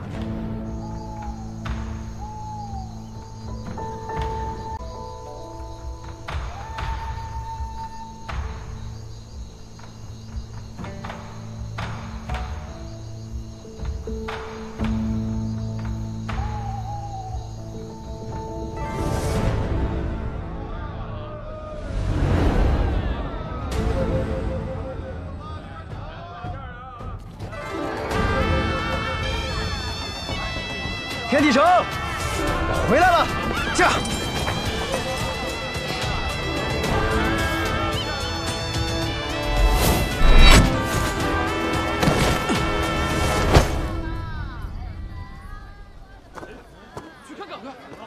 世子爷，世子爷也是你叫的？哎，你这臭小子！ 怎么一遇到我就一副倒了霉的样子？这半年之久没见了，就没有半点儿思乡之情？思念爷爷是有的，思念母亲也是有的，思念你也有那么一点吧。臭小子，脾气没长进，功夫倒是厉害了些。走吧，既然遇到了，便同行吧。 世子爷这是要去哪儿啊？我来天启城是来赴景玉王婚宴的。萧若风邀我先去学堂一句，看你这架势，不也是去学堂？你也要去参加婚宴？吁，见过世子爷。你是东君的朋友？晚辈司空长风。 与东君呢？不是朋友，是我兄弟。更是我小师弟。好，那便一起走吧。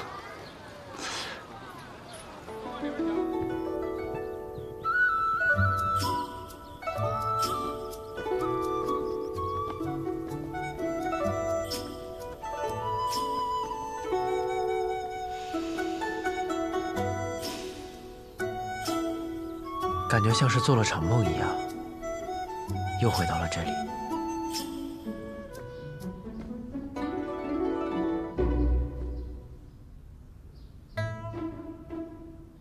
世子来了，镇西侯世子百里乘风，见过王爷。师兄们，别来无恙。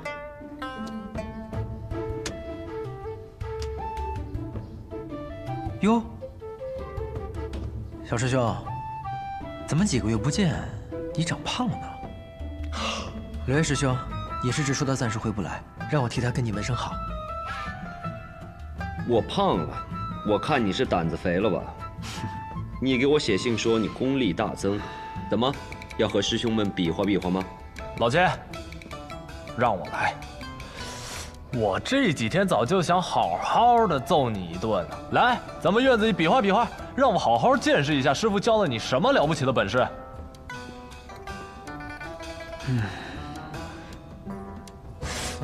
师傅真把双手刀剑术交给你了？那可不，要不师弟我给你长长见识。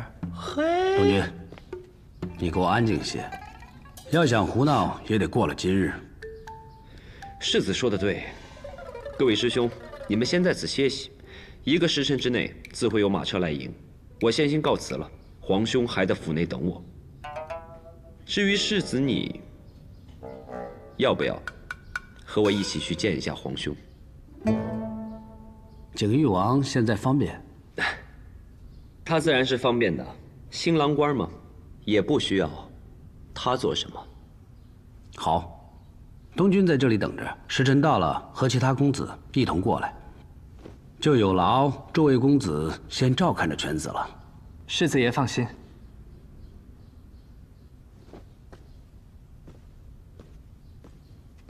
嗯。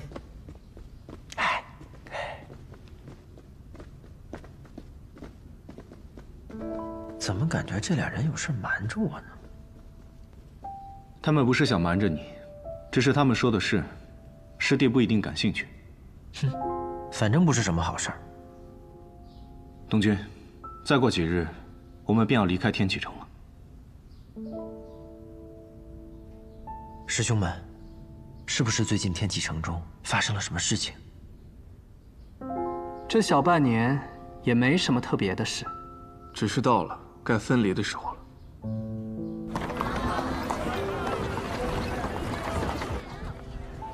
看来其他几位公子另有打算。我们是师兄弟，但毕竟不是亲兄弟。有的人喜欢征战沙场，有的人喜欢游历四方，强求不来的。可惜了。其实，如果我不是出身皇家的话，或许我会和他们做一样的决定。浪迹，既然说到我了，那我就简单说一下吧。我呢，早就被家族给放逐了，现在就是无家可归，江湖浪人一个，潇潇洒洒。不，说得很好。哎，下次不要再说了。嗯。嗯。对了，在见兄长之前，有一个问题想请教世子爷。王爷请讲。侯爷为什么会选择我们？不是我父亲选择了你们，而是我选择了你们。哦，哎，这话说的可真有意思啊。那世子爷的意思是，镇西侯还有可能选择别人呗？不，这句话的意思是，镇西侯接下来所有的事由我说了算。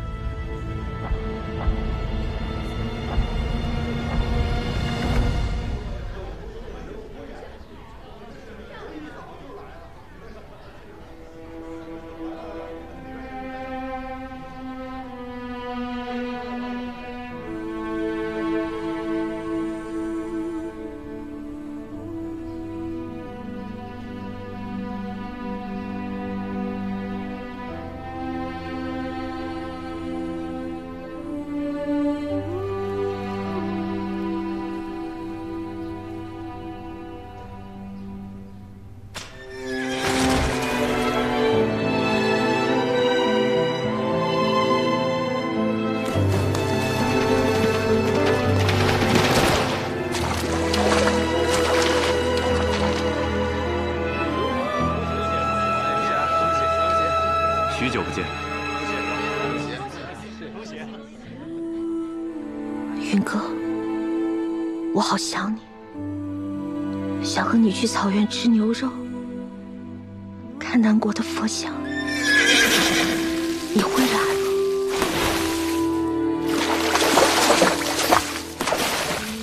快去，等我。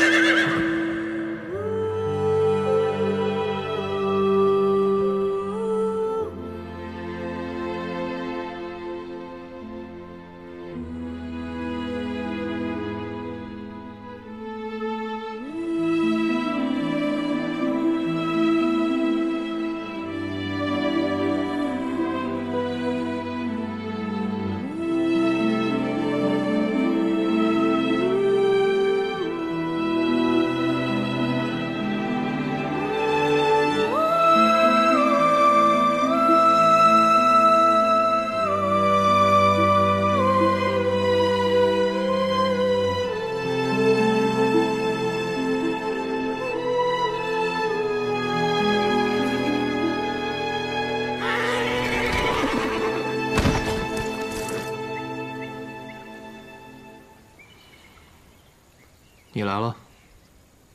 骆师兄，你是要来阻我的吗？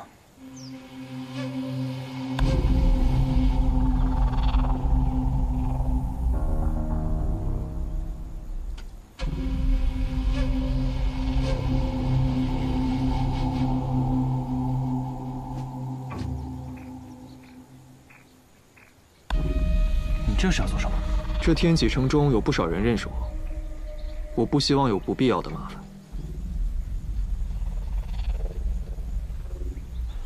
原来肌肉峰说的人是你。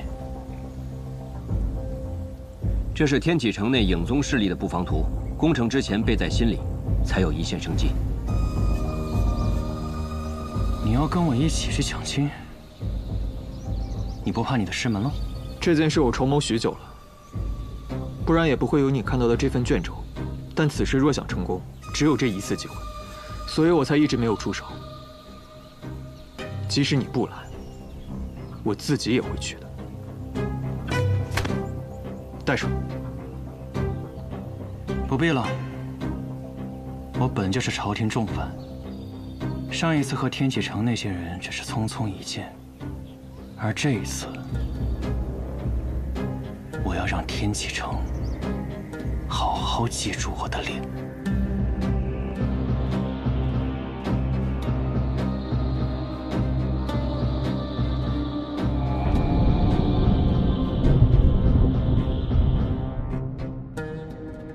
叶云，只他一人就能闯城？回宗主，还有一人，但那人戴着面巾，我们还无法确认其身份。那就是你们已经有一个猜测了，为什么不敢说？是洛师兄。洛清扬。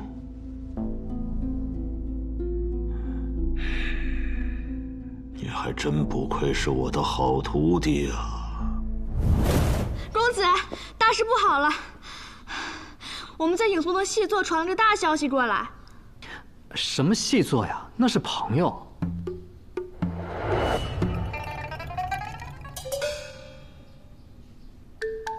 各位公子。哟，柳月公子还真是天启城的大小事都很上心。什么时候影宗里还多了个朋友？发生什么事了？说来听听，我看看值不值得你这么大呼小叫。有人在闯城，还是奔着景誉王府去的。影宗派人拦截，已经伤了好多个了。谁这么大胆？叶什么？总不可能是叶鼎之吧？对，就是叶鼎之。还真是云哥。他去景誉王府做什么？叶氏谋逆案明明是亲王做的，与景誉王府没有半点关系。就算是报杀父之仇，也不应该去景誉王府啊。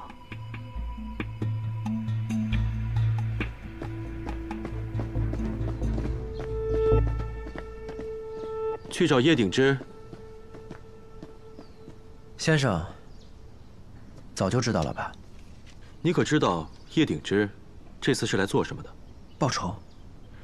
景誉王要娶的是影宗宗主之女，易文君。文君？文君不是早些年就离开天启城去各地游历了吗？我们还因此断了联系。这可是他在信里亲笔同我说的。那看来这封信是有心人之举了。影宗这帮混蛋！所以你是去帮他，还是拦他？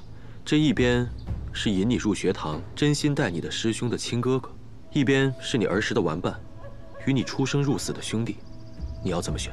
我只想知道，文君，他喜欢景誉王吗？我只知道，上次叶鼎之来到天启城的时候，重逢易文君，他们二人差点私奔。既然文君还喜欢着云哥，我帮谁还不够明显吗？果然，你站在了叶鼎之这一边。不，我是站在爱情这一边。长风，要走就走。走。少年人真是好，做一个决定，只需要最简单的理由。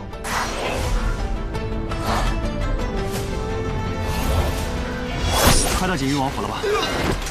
还有最后一批影卫，是影宗在天启城最厉害的影卫团之一，护卫锦玉王府，代号鹰眼，一共6个人，不好对付。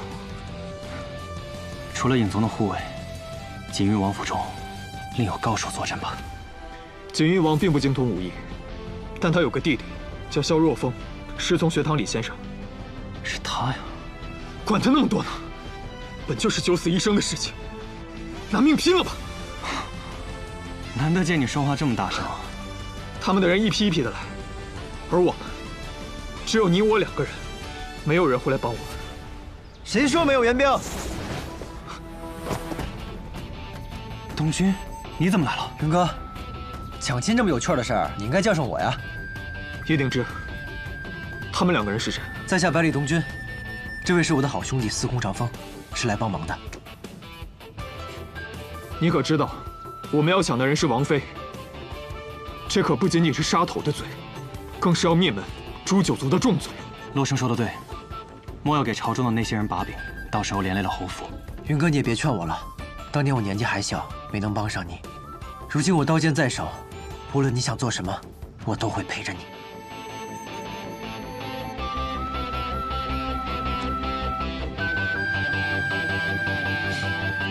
我本就是无名之辈，就无需蒙面了。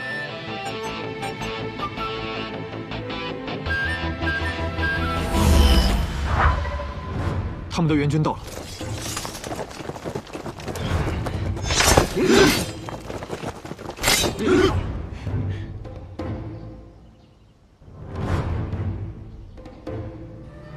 叶鼎之，带个人先走，这里交给我。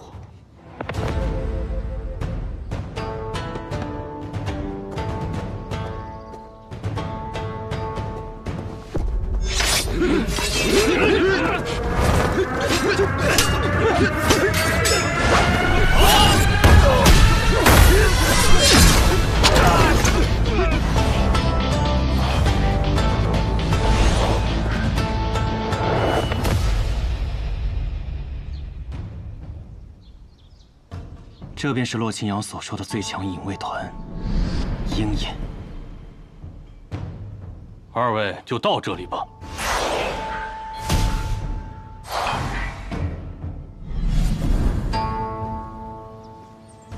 有人抢亲。抢亲？虽然小师弟蒙了面，但是那把不染尘和传自世子爷的瞬杀剑法，真的很考辨人。什么？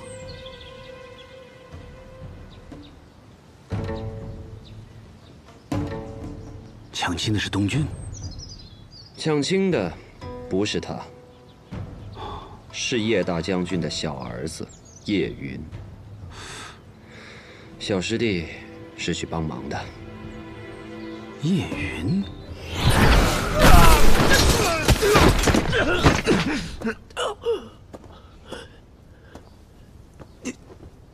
你的剑法独此一家，这蒙面也没有用的。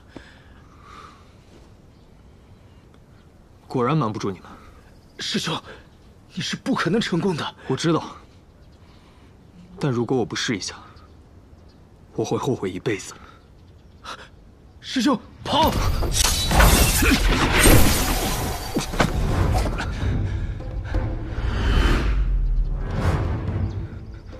司空长风，你先去找他们吧，这里交给我。这个人很不好对付，隐卫的人加起来都还没有他强。我比任何人都知道他有多不好对付，因为他是我师父。